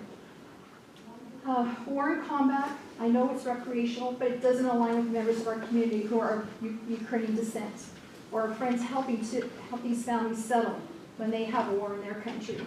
Just the idea of having this activity is triggering and distressing. I can't imagine having to look at that every day, the unsightliness of the buses, the combat, the men getting dressed in their gear. It's not what I choose. I could choose to live in the city. I don't. I want to live in the country. I want the peace and I want the quiet. And how do you mitigate the loss of the value of our neighborhood? If I Google, which I did, what decreases the value of your property the most, you'll find that besides the usual negligence of maintenance and paint, it's noise, it's pollution, it's traffic, and it's unsightly yards that negatively affect the value of every other house in the neighborhood. These are all characteristics of this particular commercial business. It would be a shame, an utter shame for the existing community to suffer such a loss due to one wrong decision. I'm closing it because I'm respectful of our time, Mayor. The decision that you make this evening, it has a direct impact on all of our community, our existing residents, for the rest of our lives. We want, for the rest of our lives, for the quality of our lives, for the investment of our properties. Our home and our land is our forever home and land. None of us are moving. We love where we are. This business is just that. It is a business looking to relocate their existing business. This relocation can be done in a more appropriate area, in a commercial area, away from our animals, away from our residents, and away from our agricultural land. At the end of the day, the lights go off, and everyone goes home from that business. And they go home to their houses to relax and enjoy the evening. If this was to go through, I don't think I'd have that option, because I can't just go and shut off a button from the popping and the shooting and everything else. I'll leave it at that, because there's more people that want to speak, and I respect that. So I thank you for the opportunity to hear my voice. And I appreciate everything, and I'm hoping that you make the right decision for our community. Thank you so much. Thank you for that. Okay, the next names I have on my list here are Arnie and Aileen Bukowski. Amy is not here tonight. She's an 84 older, my mother. Oh, She's okay. 84 years older. She has given me a letter. Okay, thank you. And Arnie's going to speak? Yeah, it'll be Thank short you. and sweet. Thank you. Okay, I'm not a talker, but here we go. Good evening, Mayor, people, current council members, and citizens. I rely on 72-086-212. I'm opposed to this bylaw 5-2002 for conditional use. I live in this community for 50 years. I continue to farm this land. My great-grandfather farmed for over 100 years. We're in our agricultural community. I own and farm multiple properties in the proximity of this property, 5 to be exact, which would have direct impact on the property values of the area should this conditional use be accepted. I recently built an addition on my home for my 84-year-old mom, so she could live here in peace, community. She had a life, that she had lived most of her life. May I ask all of you, would you want your parents to live next to a commercial war zone, being with sounds of loud shooting, screaming noises that would be very disturbing? This would cause undue hardships. It would change the very essence of how we live and breathe in our backyard. This proposed development would not result in a benefit to the community, the environment, or landscape. In fact, it would lead to the loss of valuable agricultural land that could be used to produce grains for human consumption or hay for animal consumption. This public hearing is not about asking for a culvert. It's about the possibility of impacting and changing an agricultural community into commercial, recreational, and disputing a very quiet, peaceful community into a commercial battle zone. I'm concerned about the hazard of traffic and fire noise. I'm confident there are other parcels of land that are not in the residential areas that could be purchased for this type of business due to the unsightly view, noise, pollution. I believe this business should be located at least a few miles away from the public. In closing, I'd like to say that planning policy should seek to protect and enhance the quality, character, and value of agricultural property as a whole. There should be a high level of protection to preserve and protect land, wildlife, and all natural resources. I'd like to thank everyone who signed the petition. The neighbors took the time to get the signatures, write letters, and generally put their heart and soul into each and every word. The overwhelming support for one another. I'm so proud to be part of this amazing community. Thank you, each and one of you.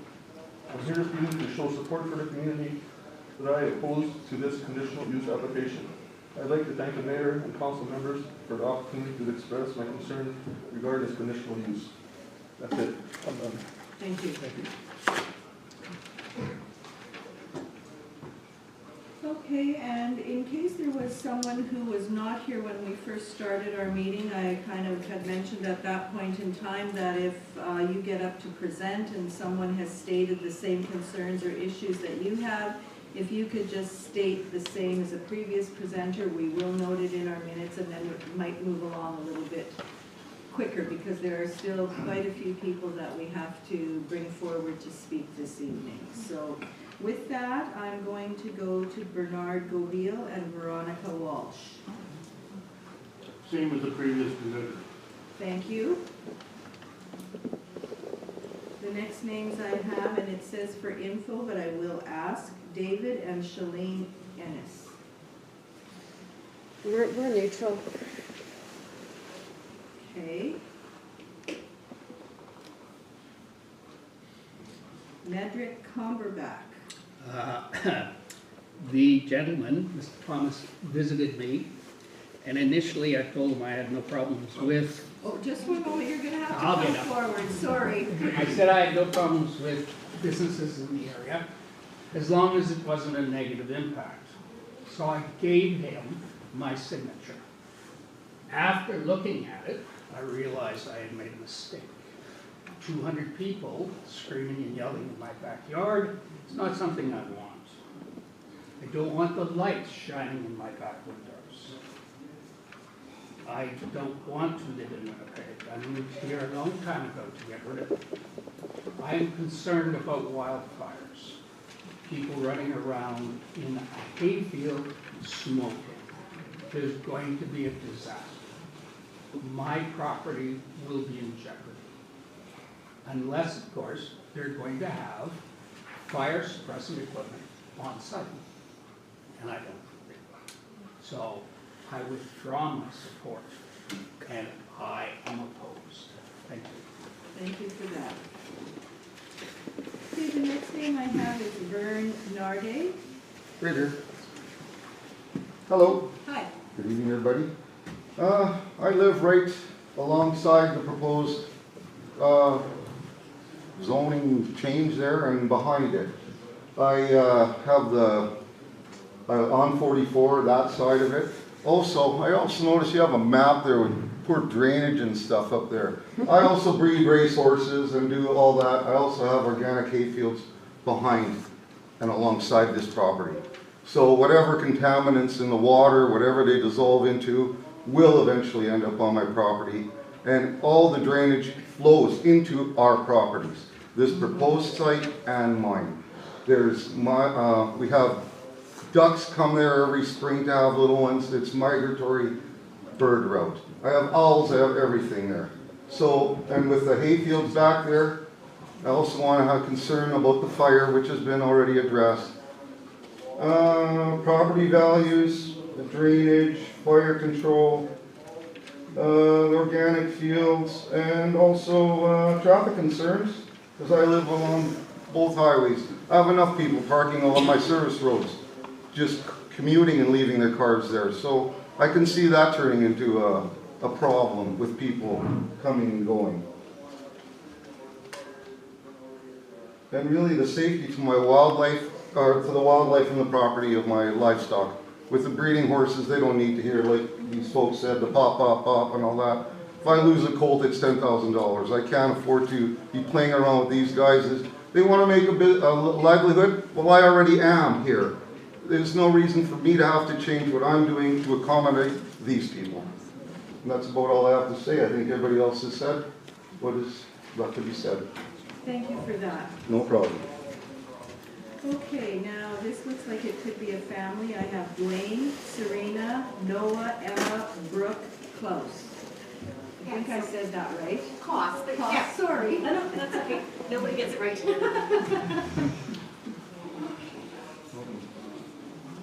So it's not a long speech because I'm not going to say a lot of things that were already said, but good evening, Mayor and council members. Thank you for giving us this time to present our side of things. I am not against anybody running a business. I'm not against Mr. Thompson, correct? Thompson, I'm sorry, I apologize. Running his business with his wife, but I am against them running their business in this area, in this community. My husband and I have lived in our house for approximately 6 years. And just like they have stated in their, when they had the chance to speak, we also have saved and looked for a piece of property for 3 years before we purchased ours. Because we wanted to find a place that was quiet and that was, had this community effect to it. So we decided to save our money over 3 years and we purchased our property on Highway 212. A place that was quiet, that was out in the country. A place where you could see and listen to the wildlife, no matter what time of day or night you decided to go outside. If you approve this application, it will destroy that peace and quiet. And it will destroy the peace and quiet that we have saved up our money for to buy this piece of property in this area. In fact, if this business was already located in this area, we wouldn't have purchased this piece of property to build our home on. As a former physical education teacher, I also value the importance of physical activity. However, this can be accomplished by other means.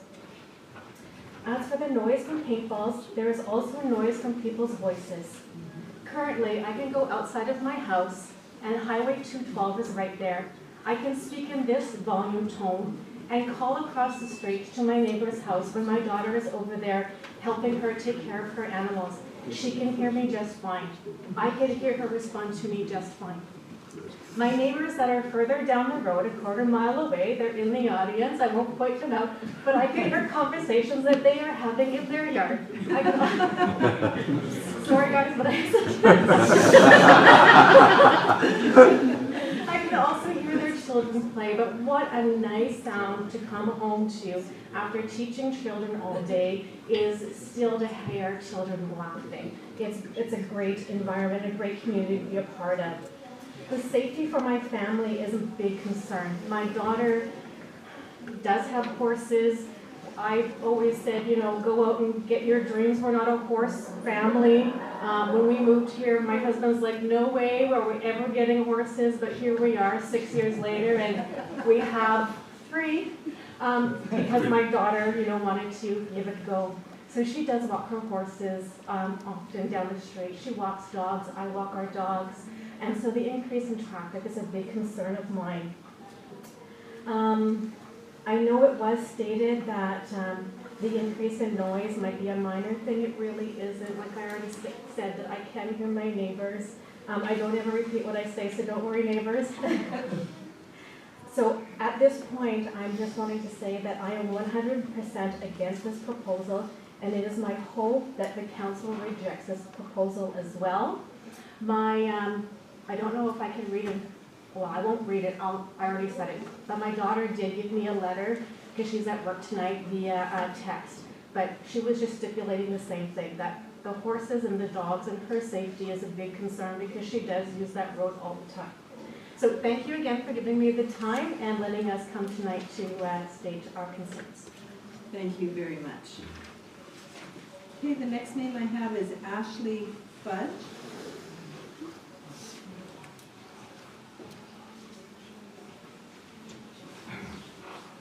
I'll be really short and sweet, thank you. I've lived in the area on Cook Street Road 21 years. I've welcomed so many wonderful people into the area, and they're like friends and family to me. It's just what I've listened to tonight, it's just not a fit. So I'm just here to ask, please, yeah. Okay, thank you for that. Lorraine and Robin Dunn. Lorraine and Robin Dunn.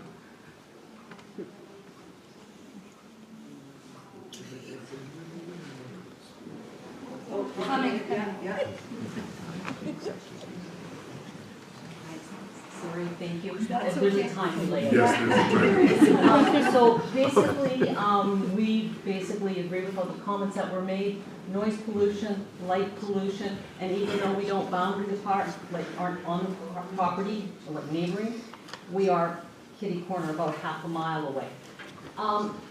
We've lived near this kind of a activity before, and we were about, what? 3 miles. 3 miles. It was like every weekend a party at your neighbor's house. If you can imagine that every day, that's what we will be living with. So other than that, I don't think I have anything to add. I haven't heard any comments about the safety concerns with all the traffic that will be in the area. There's issues with parking that some raised, but there's also, when you increase traffic that much in a congested area, there's going to be accidents and that will happen as well. So, thank you for your time. Thank you. Thank you. Okay, Chris Stanky. Chris Stanky? Chris Stanky. He's got a bigger nose than me. Yeah, he's coming to hear us, see if we can make him out.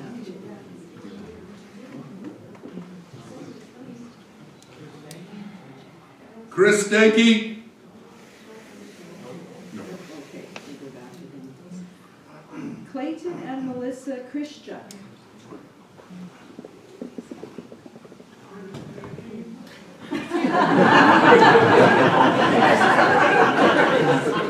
That's the delay. All right, we want to agree with everything that's already been said tonight, but we do have a few more things to add. And I want to thank everybody for taking the time to listen to us speak. My name is Melissa, and this is my husband Clayton. We live about 400 meters from the proposed conditional use paintball field. So I find it disappointing that we weren't considered by Paintball Paradise to knock on our door.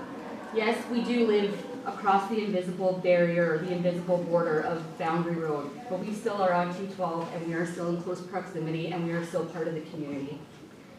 We are farmers, and we have 4 young children. We're the loud ones that they were talking about. We moved to the community 6 years ago, and we've been landowners here since 2013. One of the primary reasons we left the city was to enjoy a quiet farming community while being able to teach our children about nature and the land. We farm across the highway from the proposed property, as well as a property that's just south of the proposed paintball field on the same section. The extra traffic would cause us safety concerns during seeding and harvest time for us. We want to speak in opposition to this conditional use permit. Adding this business to our community would be devastating to us. Between 2016 and 2011, Manitoba saw a decrease in 2.9% in farmlands, according to the 2021 agriculture census. Although the applicant stated that this land was not currently being used as agriculture land, this land is being used for agriculture and should remain so. This brings into question 2 things for me. Was this put on the application to try to have it approved quickly, in which case it speaks to the character of the business and their ethical practices? Or 2, was the applicant simply not aware that this land was being farmed? Which brings into question how accommodating their business will be within the farming community with little understanding of it. One of the main objectives in the Red River Planning District Development Plan is to support and strengthen agriculture as the principal land use in the district.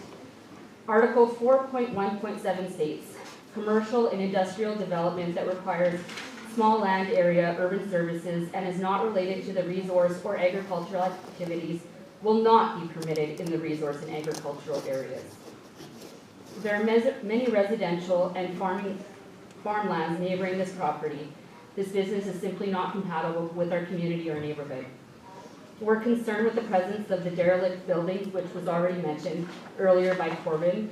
I know at the St. Laurent location, they also have porta potties and a campground sharing the same land. There's also photos of paintball smoke grenades on their social media page, which would surely cause a nuisance to the neighboring properties. I do have some photos that I submitted, and one of the ingredients listed on the material data safety sheet of one of the manufacturers of the smoke bombs that are being used is toxic to aquatic life, and as a reminder, this land is within the watershed district. Both the derelict structures and the smoke are in direct conflict with the Arm of St. Clements bylaw 11-2012. I also note that during the previous speeches, it was mentioned that this isn't war games. So I have to question, why do we have to have, currently on your location, you have army tanks or fake army tanks. So if it's not war games, then why is that necessary? You also noted that you have an average of 23 customers a day, but on many occasions on your website, there are photographs of coveralls to the ceiling or hundreds of masks, dirty masks from one day of use, and that would be a concern for us. The plan for a 20,000 square foot building, outdoor paintball fields, including lighting for nighttime fields, is not compatible with our community or neighborhood and conflicts with preserving agriculture. We simply do not want to have the added traffic, noise level, violence, portable toilets, or junk scattered around the yard for a paintball field. And I'm going to let you talk right now. Thanks for having me. I'm a farmer, and I'm all for free enterprise. Small business, I am. But this doesn't fit the criteria where we live and with the farming we do. So I'm a small farmer, like I said, and in Cooks Creek, I call it Little Europe because I got smaller equipment. I could get in and out of these smaller yards and fields. But when I got some farmland straight north, so I'm always taking 12 north and going past that property And the thing is, cars whipping in and out, or if I'm coming at nighttime, or I take the combine headers off, but I do have safety lights, but you know how it is. I'm concerned about the traffic whipping in and out during the night or during the day. So I don't wanna hurt anyone or get hurt or get piled up. And plus we have 4 young kids and everything else on our property towards the highway and on the shoulders of the roads. And the shoulders of the roads are not that great, because I tried to go on a shoulder, next thing you know, the air seeder's in the ditch. So I gotta get it back on the shoulder, you know. So it is what it is, so I try my best to kind of be safe, work with the daylight hours when I'm moving equipment, and leaving equipment. If I finish a field that's north, I leave it at night, but I am concerned, because we've got grain trucks going and harvest time and everything else. So like I said, free enterprise, A1, but not in this area, that's all. Okay? Thank you for that. Thank you for that. Okay, Lise Marion and Doug Watkins. It's all been mentioned. It's all been mentioned, thank you. I do want to add though, we're very, very close, and no one came to talk to us, and we didn't receive any flyers. Okay, thank you for that. Barbara Knoll and Marvin Beliski. Hello, Mayor Becky. Hello, and, Barb. Councilors. I really appreciate the fact that you have the map up. I've lived for over 16 years, about 2/3 of the way down Road 72 North, which is also called Boundary Road.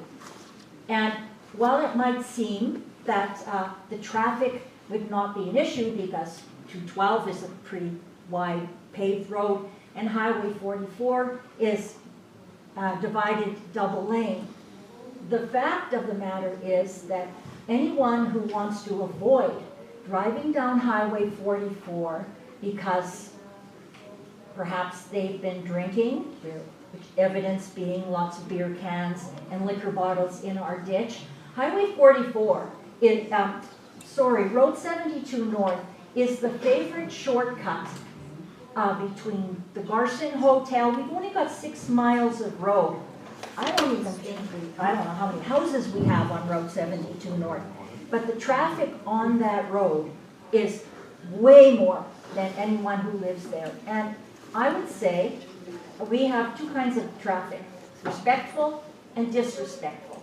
The respectful people are the ones who slow down when there are people, dogs and horses on the road, who move over and who wave. The disrespectful ones are the ones who only care about themselves, come barreling down the center of that gravel road and make the pedestrians jump in the ditch. My concern is that if we have people who are not local people coming to this enterprise, they would probably rather go south down 212 and turn on Road 72 North to avoid going down 44. And I'm thinking that they won't be the people who slow down and wave or turn off their brights in the middle of the night while we are trying to walk on the road. Most of us have dogs on that road. We have to be out at night. Thank you very much. Thank you very much for that. Okay, the next names I have on my list are Victor and Bernice O'Birick. Victor and Bernice, are you there? Victor?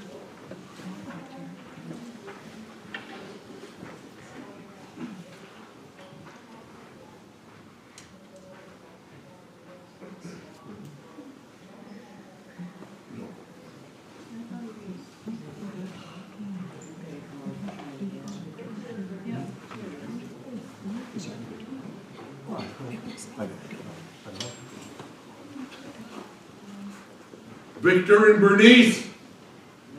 Bernice.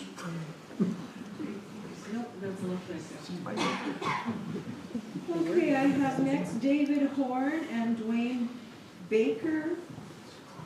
Yeah, I'm against it, and I agree with what people say. And your name is? David Horn. Thank you very much. The next name I have is Danica Rasico. Oh, she's on Zoom? Okay. see her there. No, I don't either. Danica Rasco, are you on one of the Zoom?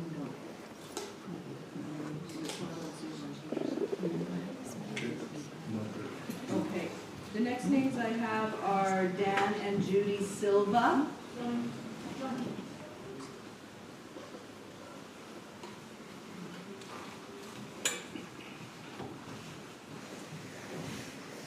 I'm Judy Stevens and John Silva. Hello, Thank you. everybody. We live right on the corner of 31 and 44 on the south side there. So we could easily walk to that property. Yeah, right there. That's our property there.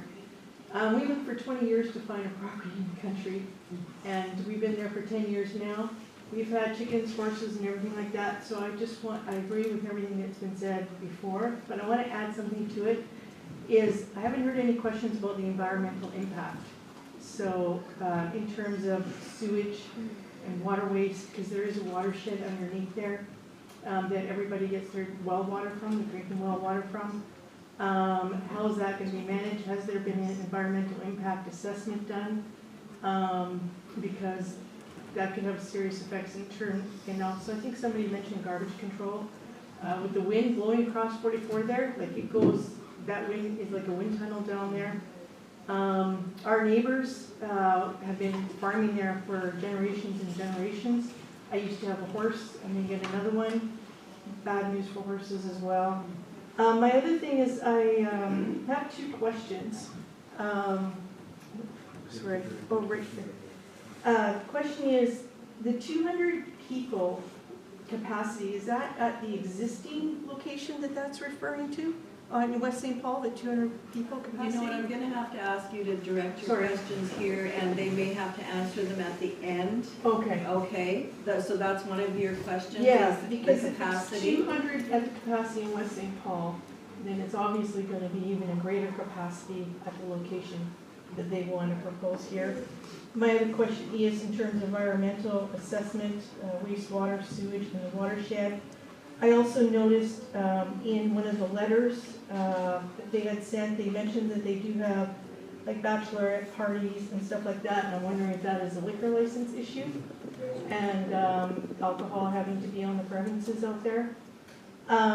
We are opposed to it. It's a lifestyle, it's a community, it's generational, it's a heritage, and this affects future generations. I know our kids, when we pass away, they want to live on our property, and it's beyond even us that are there living now. I'm just looking at my notes here.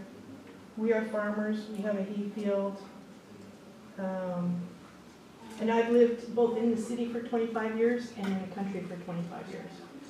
And you can take a girl out of the country, but you can't take the country out of the girl. It's a lifestyle, and this would not follow suit with our lifestyle, everybody's lifestyle in the community, and can have a long-term impact as well. The other question I had is I also noticed on a map it says airsoft fields. And from my understanding, airsoft rifles are even noisier than paintball guns, from my understanding. I know lots of youth that love the sport. They go to paintball and they love it, but it's just not suited. It's not the right location, and it doesn't benefit our community in any way whatsoever. So my other question is about the airsoft in terms of the decibels and the sound as well. I've been told by our teenage son that they are louder than paintball guns. So that's another question that I have as well. Did you want to add anything? Okay. We're both opposed. Thank you. Thank you. Thank you for that. Yeah. Okay, Roger and Gail Langlace. I know Roger left. Yeah, Roger had to leave. Okay. But we've lived in the area for over 100 years, my family. Can you just give us your name, please? Is everything? So my name's Gail Langlace. Okay. Used to be Zerlitsky. Our family's lived in the area for over 100 years. Our main concern is really about wildlife. We have about 5 kilometers of trails throughout our bush where our neighbors walk and enjoy, send us pictures of owls and deers, and it's really just a community property. And we want to keep it community oriented and make sure that the deers are running through. We go hunt on our property, and we're worried about the deer leaving as well. Okay, thank you for that, I also Gail. agree with everything that's been said. Thank you for that, Gail. Justin DeConnick, Nothing new to add, Mayor. thank you so much. Elaine Miles. Elaine Miles?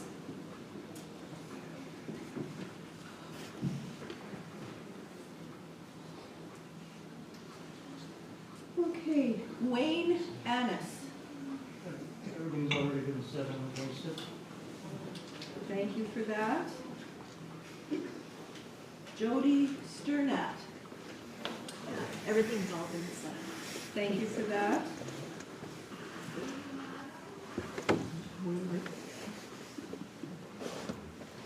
Just predicting who's next on the list. Kevin Rebeck, okay, I had you on here actually as Zoom, so. I'm in person. I'm Kevin Rebeck. I live on Provincial Road 212, just north of 44. And after I was in opposition to this proposal, I've played paintball. I've been to Paintball Paradise. It's a good business. And I think they are very genuine in a lot of their presentation and what they say and what they'd like to bring to the community. But, and I have a lot of sympathy that the road that goes to the current location is being stripped away. That is unfair. But I think you're hearing, you know, the interests of a good business that wants to come to our community, competing with the interests of the people who live in this community. And there's a lot of different concerns that are being brought up and raised about the location.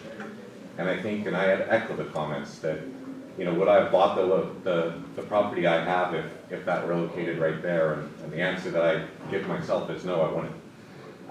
I'd love to have them in St. Clements, but I'd like them like by the industrial park area or closer to the floodway. But I think there's just far too many concerns that have been raised that I don't need to echo everything that's already been said. But that uptake of traffic, that uptake of noise, you know, it changes the nature.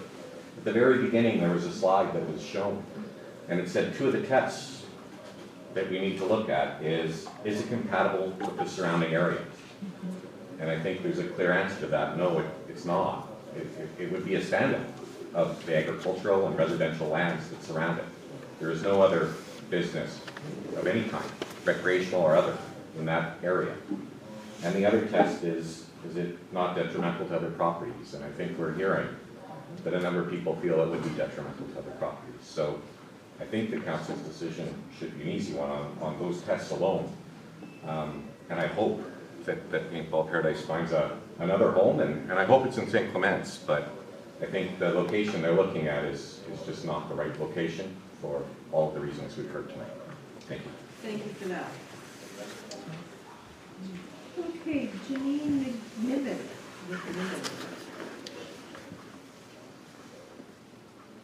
Janine McNiven. That may be a Zoom. Yeah, that is a Zoom. Okay. The next name I have is Chris Felstead. Chris Felstead. Yep, nope. Oh, sorry. I agree.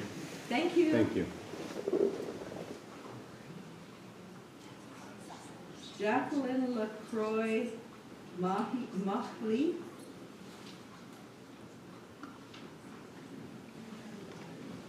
That is another Zoom. Okay, I have a couple of Zooms there. Come back to this. Dawn and Kara Primack. Dawn and Kara Primack.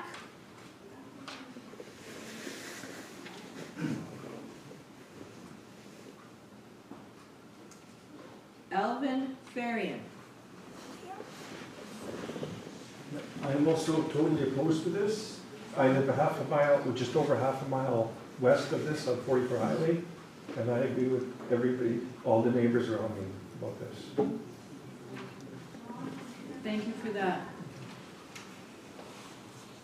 John and Matthew Grubiak. John and Matthew Grubiak.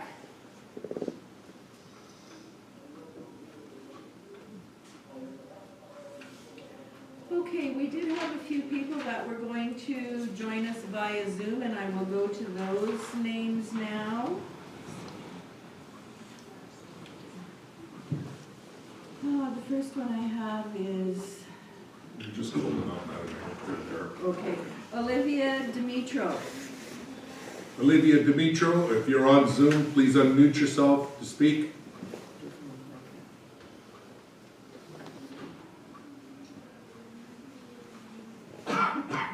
Elaine Miles.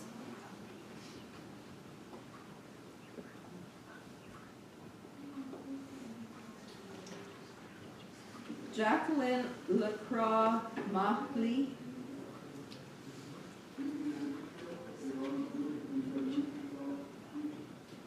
Heather and Garrett Federley.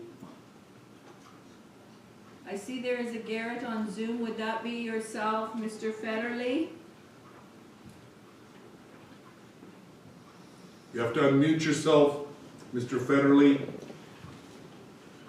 Or Heather Federley. There's two Heathers on there.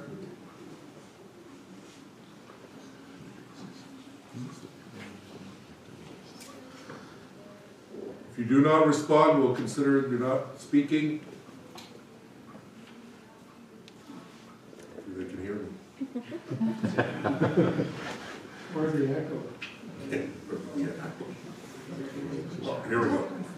Garrett, you need to unmute yourself.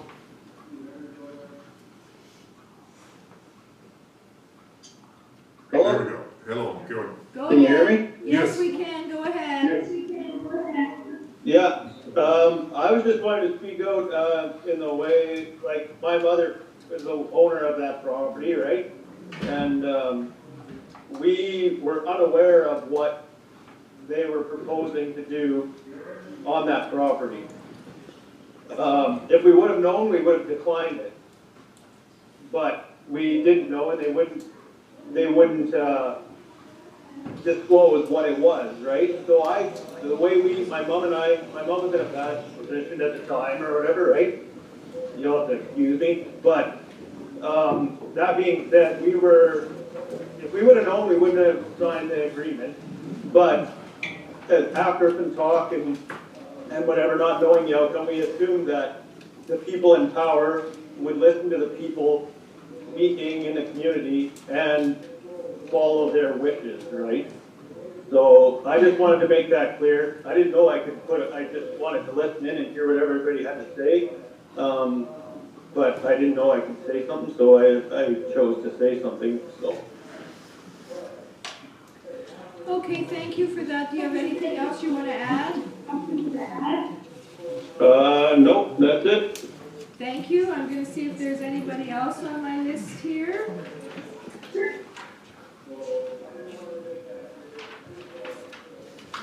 Okay, I do not have anybody else on my list, but I know that there are a number of people in the hallway, and I'm not sure if you're here for this application, because we do have other planning applications that we still have to listen to tonight.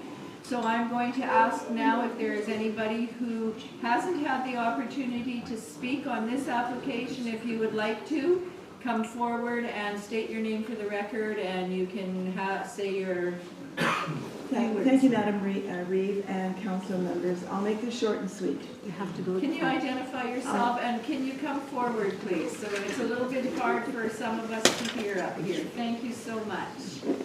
My name is Jane Sengu. I am opposed to this proposition on that particular piece of property. I do believe that within the Arm of St. Clements, there is a industrial park that might be more suited for such an endeavor and would be more conducive to such a place. This particular piece of property is surrounded by 5 families that have 4 and 5 generations living on the same piece of property, which they have owned and operated for close to over 200 years at this point, if you put them all together. the tapestry and fabric of that community is so rich that it has attracted same like-minded people. To introduce this type of activity into it just does not make sense. And I will speak on behalf of the seniors, to be honest. They have not been addressed in the demographics for this proposal. So many of them have chosen to plan their living and aging in place. They have no intentions of moving. And they certainly don't want to have the extra stress and the current health conditions we have to deal with an upheaval in your lifestyle. And that's very, very important. As far as the zoning and everything, I think it was made very clear right at the outset about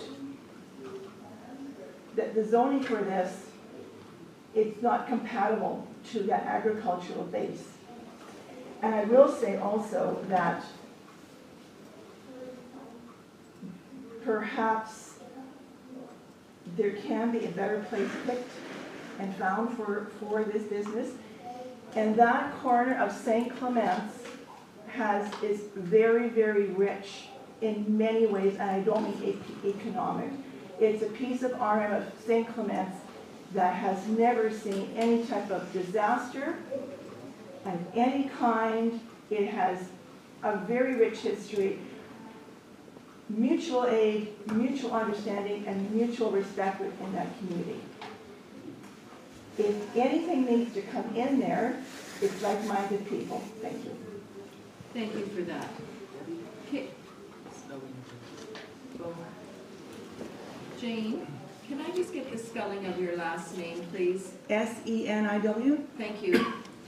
Okay, I will ask again. If you would like to speak, please come forward and state your name, please.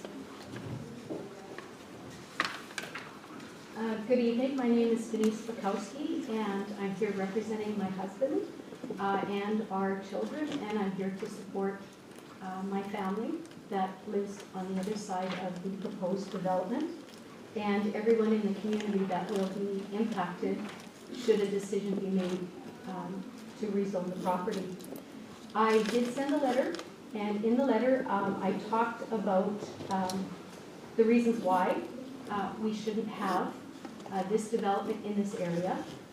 The one thing that we haven't really talked about is the benefits when it comes to recreation. And I have Bachelor of Rec Studies. I've also had the opportunity to work in healthcare. And in the letter I sent to you yesterday, I actually did a literature review and I looked at the benefits of nature as a recreation opportunity. And so I ask that you look at that citation, look at all of the research that's out there that speaks to the benefits of recreation, specific to interacting with nature. And we talked about the snow, we've got people who snowshoe and they hunt and they horseback ride. And I reached out to the Cycling Association, and there are 2 clubs in the area that actually use 212 highway to train and also for recreation purposes. So we can't forget about them as well. There's also the bird watching that happens and just the natural love of nature.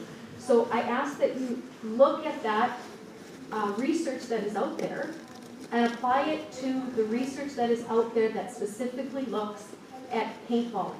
And that is an extreme sport, and like everyone here, we do not object to that sport, but we object to it in our area. So I would ask, is there research done on the benefits of that activity other than physical activity, or the team building that happens to it? And is there documented evidence of studies that have been done to show us the benefits of that recreation activity? That's all I have. Thank you. Thank you very much. Okay, is there anyone else in the hallway who wishes to speak on conditional use 27 of 2022, Paintball Paradise?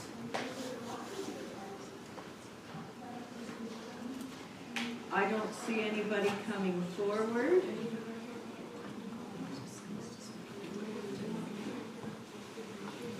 Okay, so we have gone through everybody that was on the list, and I believe everybody that was on Zoom who wanted to speak on this application. So at this time, I'm going to give the applicant the opportunity to say a few words and kind of answer some of the questions that have come forward. And I'm not sure if it's the applicant or if Jennifer's going to do it, or... I'm actually the applicant. Oh, okay, okay.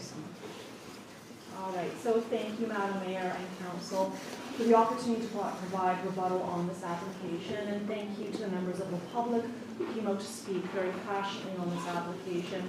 We've definitely heard the concerns from this community. We don't, weigh them lightly by any regard.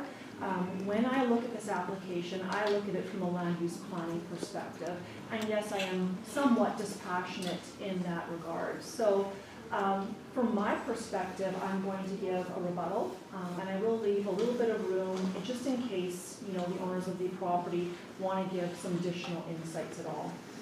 So we did take time to prepare a rebuttal tonight once the agenda was published on Friday. Some of the concerns of area residents weren't known until they saw what they had, we didn't know what they had until we saw what they wrote. They wanted to provide,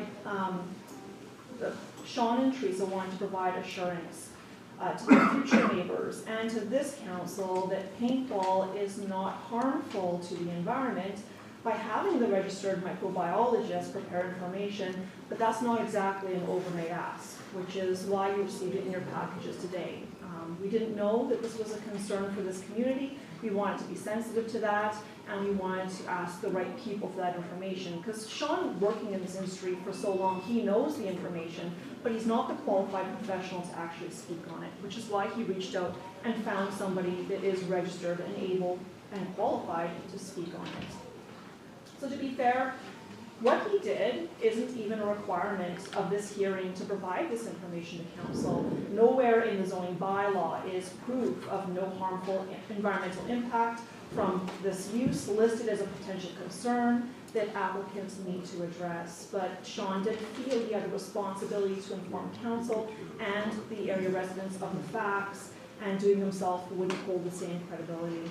McGreevy's correspondence can be surmised into the following 2 points. First, there is considerable evidence of the environmental impact from fertilizers, herbicides, and pesticides when used in normal quantities on agricultural lands that have measurable impacts to property and local surface water systems.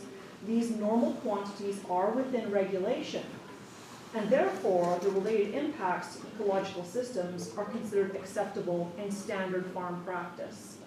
This forms the baseline for acceptable levels of impact to the environment for permitted use activities when lands are zoned for agricultural use types.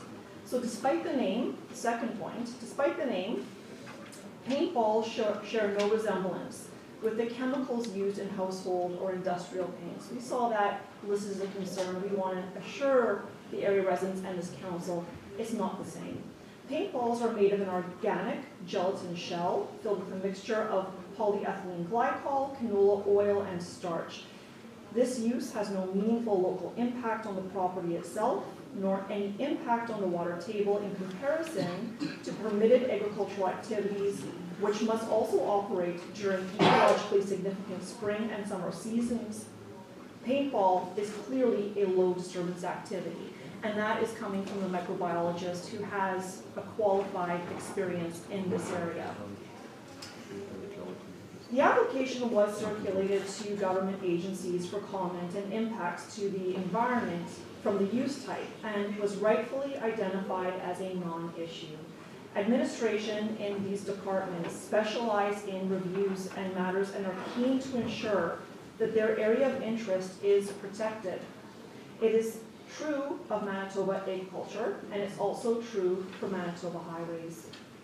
These provincial departments conduct their reviews with rigor and provide comments to reflect any concerns, objections, or requirements. Municipal administration would have done the same. Public Works had no concerns with the application. If at any time there was need for clarification, Staff would have reached out directly with questions to the applicant prior to providing their comments to the Red River Planning District. Communication with administration is acceptable while an application is under review. As the applicants, we should be able to know in a timely manner what is being understood by administrative staff, so that if anything has been clearly misunderstood, we can reach out and provide clarification. From an applicant's perspective, the worst thing possible is to have a clear misunderstanding and not know about it. Sean is in a position where he is just trying to keep his business alive. Now, we've heard the area residents say, this should just go to the industrial park. This should be in St. Clements, but this should just go somewhere else. The reality is that there isn't other property available. And the offer that he made on this property, the owner at the time was well aware of what his intent was to be placing on this property. On that note, I've heard some people say that we didn't make clear the intent of what we're doing, and maybe that is their perspective. But if you know me at all, I tend to be verbose, and I tend to be very clear and concise in exactly what we're doing. I'm also very open to speaking with people. I'm not there trying to bamboozle somebody with what it is that I do. With Sean, given that the planning staff initially had no concerns and welcomed the application, but then that direction changed once the application was formally made, Sean had an offer to purchase on the land with the understanding that there would be policy support in place for the application. Sean had his legal counsel then reach out to address the legislative tests on the interpretation of the development plan policies. This correspondence was not initially intended for council, but given that the contents of the report were unknown to the applicant until January 18th, which was the same time the report was published and sent to council, legal counsel advised that it was important to send a response letter to the planning district as soon as possible and have council review it prior to this hearing. When a new development plan is adopted for a planning district, a local council should not be concerned that the use types clearly listed in your zoning bylaw are suddenly to be scrutinized as though we are seeking amendment. We aren't. The report effectively is calling for all non-agricultural commercial use types to be kicked out of your 840 and very likely out of your 880 zones under your zoning bylaw due to the current designation, objectives, and policies. That means no recreational opportunities, no community gathering venues like wedding sites, no commercial activity in the 840 or 880. A call for a review of your zoning bylaw should not be made on the back of Sean's conditional use application. The development plan objectives and policies do not trump your zoning bylaw. If they did, council should have great concern for the entitlements now taken away by residents, but still listed as uses under your zoning bylaw. We don't want council to be misinformed on this aspect, which is what the legal counsel is providing to the administration. We also don't want the public to grow their concerns due to that information published online. It sows mistrust into the process, and I think we can all agree that these have become highly divisive times where people feel polarized and attacked and tend to mistrust the information given to them. The understanding of planning staff regarding the use appears to have been misunderstood, and that's the best that I can explain it. But there was no questions posed to seek clarification, and we didn't get a copy of the report until it was already published online. It's important that I don't just state that we do meet the legislative test, but that I explain to council why it does meet that test. If council can turn to page 3 of the RRPD report, which was referred to also by the area residents, there's the list of relevant policies and objectives. Agriculture is the primary land use in the 840, and this use type is not threatened in dominancy by this application. In this regard, objective 4.1a is irrelevant. 4.1c speaks to conflicting uses which may restrict agriculture or produce an inflating effect on land assessment. There's no evidence paintball is a conflicting use type or that it will restrict agriculture in any way. There's no evidence of an inflating effect on agricultural land assessment. Sean's 80 acres in St. Laurent is still assessed under agricultural use. The existing homestead at 72117 Provincial Road 212, which they will live at, so when the use is done, they go home and they live on site, will already be assessed as residential, inflating the value of the land for residential use already. Similar to other properties in the area. The proposed parking area shown on the site plan is less than 2 acres in site area and will contain a future 20,000 square foot building that can easily be converted into an agricultural use in future if needed. While assessment may increase Sean's assessment on this portion while the recreational use is in operation, if it ceases, the assessment reverts to agricultural. Adjacent property owners won't have their assessments increased due to this use being approved.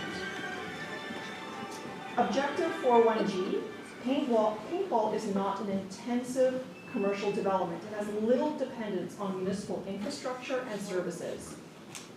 Policy 4.1.1 talks about resource-based activities. Paintball requires large areas of land, preferably with a range of resource-based environments to host these activities. Policy 4.1.2 restricts development to agriculture, agriculture-related and resource-based policies except as provided underneath. I'm referring to Policy 4.1.3, land use and development that conflict with a full range and intensity of resource and agricultural activities shall be directed away from resource and agriculture areas. If we look to the January 19th comments provided by Michelle Erb, land use specialist with Manitoba Agriculture, it is stated, and I quote, "No objection with this proposed use from Manitoba Agriculture," end quote. This provincial department is expert in identifying conflict with agricultural use types and would raise objection when warranted. There is no conflict. Policy 4.1.6 is suggestive in nature, as the clause states in general.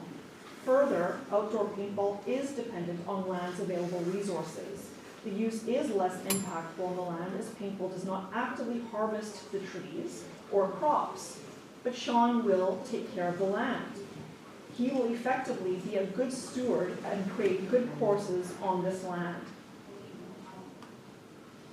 Outdoor paintball needs large spaces that contain environmental amenities, such as field and woods, undulation in the landscape, to make an immersive, enjoyable playing experience. Stewardship over the land will remain intact. Policy 4.1.7 indicates that commercial and industrial development that requires small land area, urban services, and is not related to resource and agricultural activities will not be permitted in this area. Paintball requires a large land area and does not require urban services. Patrons will not be showering on site or staying overnight. There is no campground in St. Laurent. Paintball does not need to source groundwater like a golf course might or like livestock would. Eventually, plumbed bathroom facilities will be established in an indoor facility as indicated on the site plan, but in the interim, the facility will establish a contract for the maintenance and servicing of portable washroom system. Patrons will not be using facilities in the existing dwelling. The point I've made should address any misunderstanding, and I'm sorry that that misunderstanding had occurred, but in all honesty, if I don't know that there's a misunderstanding, how can I address that? This application is generally consistent with the development plan policies. Legal counsel is correct, and it is unfortunate that Sean felt compelled by what happened to protect his interests in this manner. The information in the report fueled further objection from area residents that continued to add submissions in objection. We weren't terribly surprised that the report was referred to when we reviewed the online objections. As we can see, there are a lot of opinions presented before council. It was upsetting to read that residents felt like they'd be watching the war on Ukraine happening in the yard. When you look at the air photos and Google Street View, most properties are well screened, looking directly into Sean's property. That's part of my tab 8. I show a street view from the property on 212, looking to the closest residence. There are existing shelter belts in place. Sean will establish more shelter belts and have play located on areas away from most residents. Also, play is not real. This is not a war happening on this site. The petition organized contains signatures from those who also sent in letters of objection. We did make note that at least one of the property owners didn't even have a residence on the property, but seemed to be a property owner, was our best understanding. Plus, there was a range of list of objectors that covers a wide area of land far beyond the property. So again, under tab 8, you'll see a map that zooms out and has a bunch of location dots put on there. The only one on the petition that wasn't shown was a property on Oakwood Road right next to the floodway down in Springfield. It just simply had to zoom out too far, and then you couldn't make sense of where the petition from Friday showed the objection list. Now, Sean could have produced a support petition from all of those who have ever attended his business and will in the future. But we made a decision not to play that same game. If council wants Sean's business in this municipality, the support is there. One of the support letters from our packages, you'll note, is signed by Bernard Jablonski. Now, we had stopped in at his house the very first thing on the night, and we had a really nice conversation with him. He's a really friendly fellow and good to speak with. He happily signed our letter, laughing at the fact that, this was going to happen next door. When we stopped in on the Wayne residence later on, we were told that the neighbors stick together in this area. That's very clear. They definitely do. And that's good. They're very like-minded. I get that. But what I didn't understand is that when I divulged to him that I had the signed letter of support, that he felt that we might have duped Mr. Jablonski. And I feel bad for that. I understand that Mr. Wayne is trying to protect Mr. Jablonski, and I respect that. At the same time, I feel bad that he feels as though I somehow tried to dupe this man into a signature, and I don't feel that we did that at all.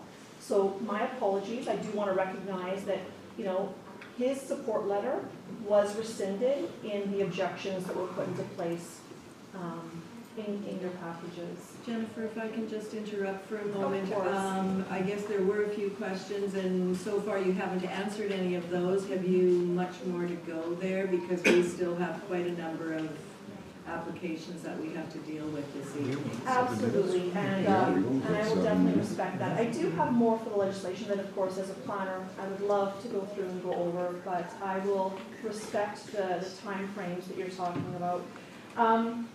It's been my experience is that if there are councils, they usually come from council. If there are questions, they usually come from council.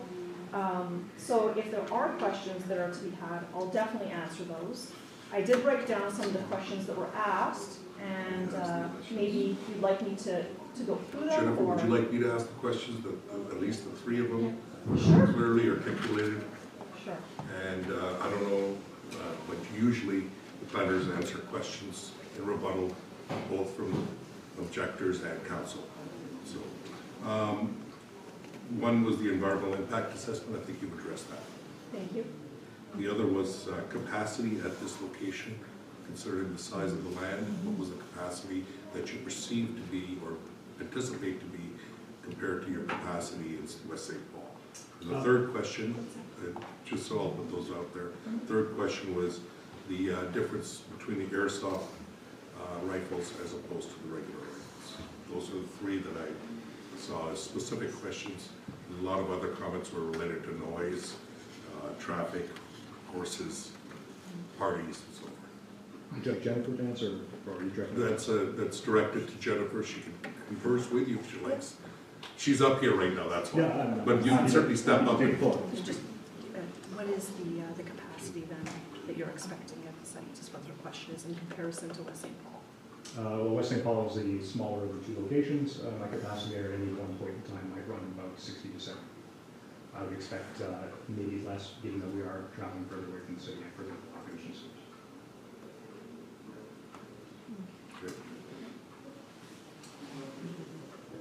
airsoft rifles and? The decibel level of the airsoft rifles in comparison to the paintball markers, please.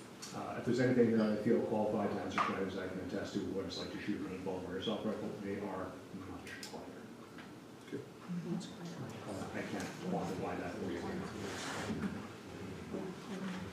Madam Mayor, I don't want to take much more of your time, but there were just a couple other things that I got a just wanted to question. point out. We had 7 minutes. Why don't you just give you those papers and you read them instead of wasting our time here? The reason that Jennifer is able to speak again is she is the applicant. The way the process works is the applicant gives their statement at the beginning, tells us what the project is about. We've all been very patient and we've listened to everybody in the room here. Now, at the end of the process, the applicant does have an opportunity to answer some of the questions and kind of give us an overview of what they've heard. So, as I said to Jennifer, time is running away on us, so if we can make it a little bit shorter, that would be great. Yes, and Thank you. with all due respect, I won't read the rest of what I had prepared for tonight. So I just wanted to quickly touch base on a couple of things and just note that with the video that was shown to council tonight, I don't know if you noticed or not, that there was a very heavy use highway in the background, and with the noises that you could hear immediately in that playing field, you didn't hear all the highway noises. So keep in mind that we're also along 44, and we're probably about the same distance away, give or take, as that video had shown. When you're actually on the playing field, you're going to hear the noises, absolutely. But if you can't hear the cars going by in between the popping when it's silent, then I think that it proves the fact that the sound does in fact diminish. And I do respect that the neighbors can hear their neighbors farther afield. On a personal note, I well know that that can happen too. But I'm not going to speak to that tonight. I won't speak to my knowledge of horses either, even though I personally have very good knowledge of that and what it takes to be a good horse owner when you have a horse that spooks at something. Those are things that I feel this council will be able to rationalize all on your own. The last thing, though, that I think is important in Sean's interests is that some of the photos that were provided to council in the online objections aren't actually of his facility. These were uploaded to Google by people that he's not going through and checking off that everything is his, right? So sometimes when you look up Paintball Paradise, you'll get a whole bunch of hits. Think that this is Paintball Paradise, and it's not. Smoking doesn't happen on site. Liquor doesn't happen on site. It's a very well-run facility. It's highly professional. And the expectation, the reasonable expectation, most people will come from 44 down, quarter of a mile to the site and leave back out 44. On occasion, people might decide to drive through the community. We can't stop that. But it's reasonable to expect most people coming here will come to this site. It's close proximity to the highway. There are other commercial businesses in proximity. I think there's a Helix Pile company on the same mile section. So this is something that St. Clements has in place. And I would just really implore you to consider that there aren't other lands available, and he has a very good business that would be very good for this community. Thank you, Madam Chair. Thank you very much for that. I'm just so everybody knows, there is a hand up on Zoom. But Garrett, I'm going to have to tell you that the portion of this public hearing for comments from the public is over. It's done. We are just winding down. And also I see there's a Janine McNiven on Zoom now also. And I'm not sure what happened when I did call your name on a few occasions. You were not there. And unfortunately, we have heard all the people who were in the audience here and those on Zoom, and I cannot open up the meeting at this point in time.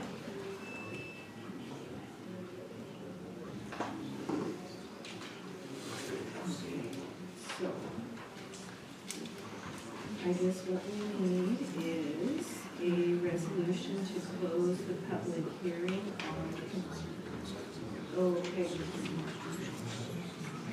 Okay, I'm gonna just ask council if you have any further questions for administration, or are we ready to close the public hearing? Once it's closed, I won't be reopening it.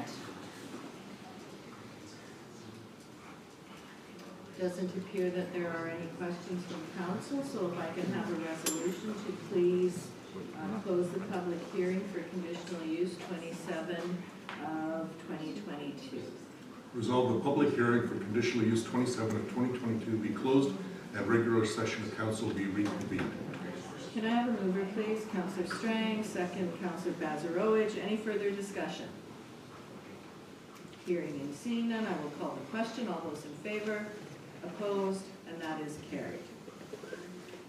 If council is ready to deal with this application, I will ask our administrator to bring forward a resolution with regards to conditional use number 27 of 2022.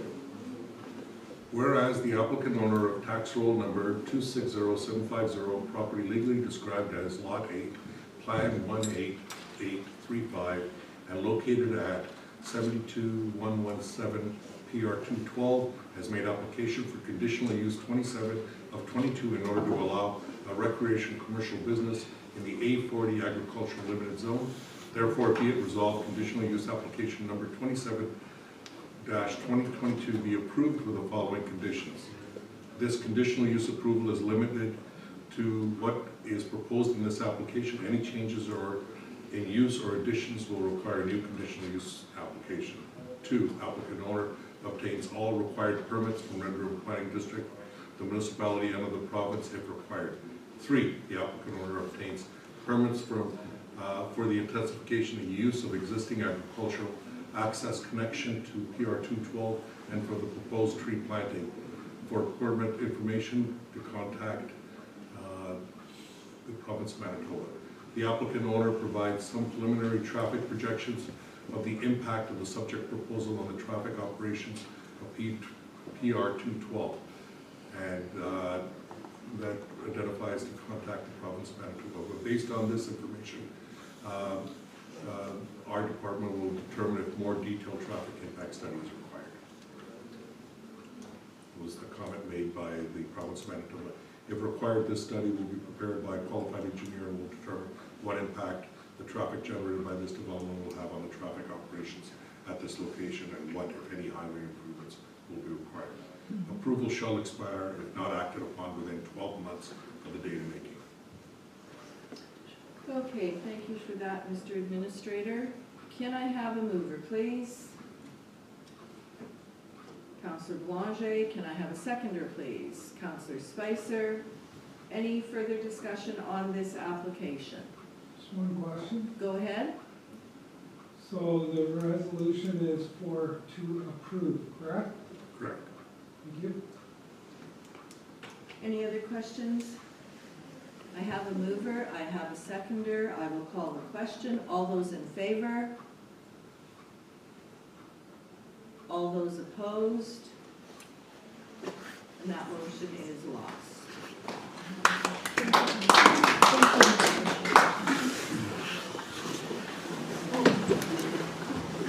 And as we know, with the new planning rules, we do have to have reasons for our denial, so we will work on that.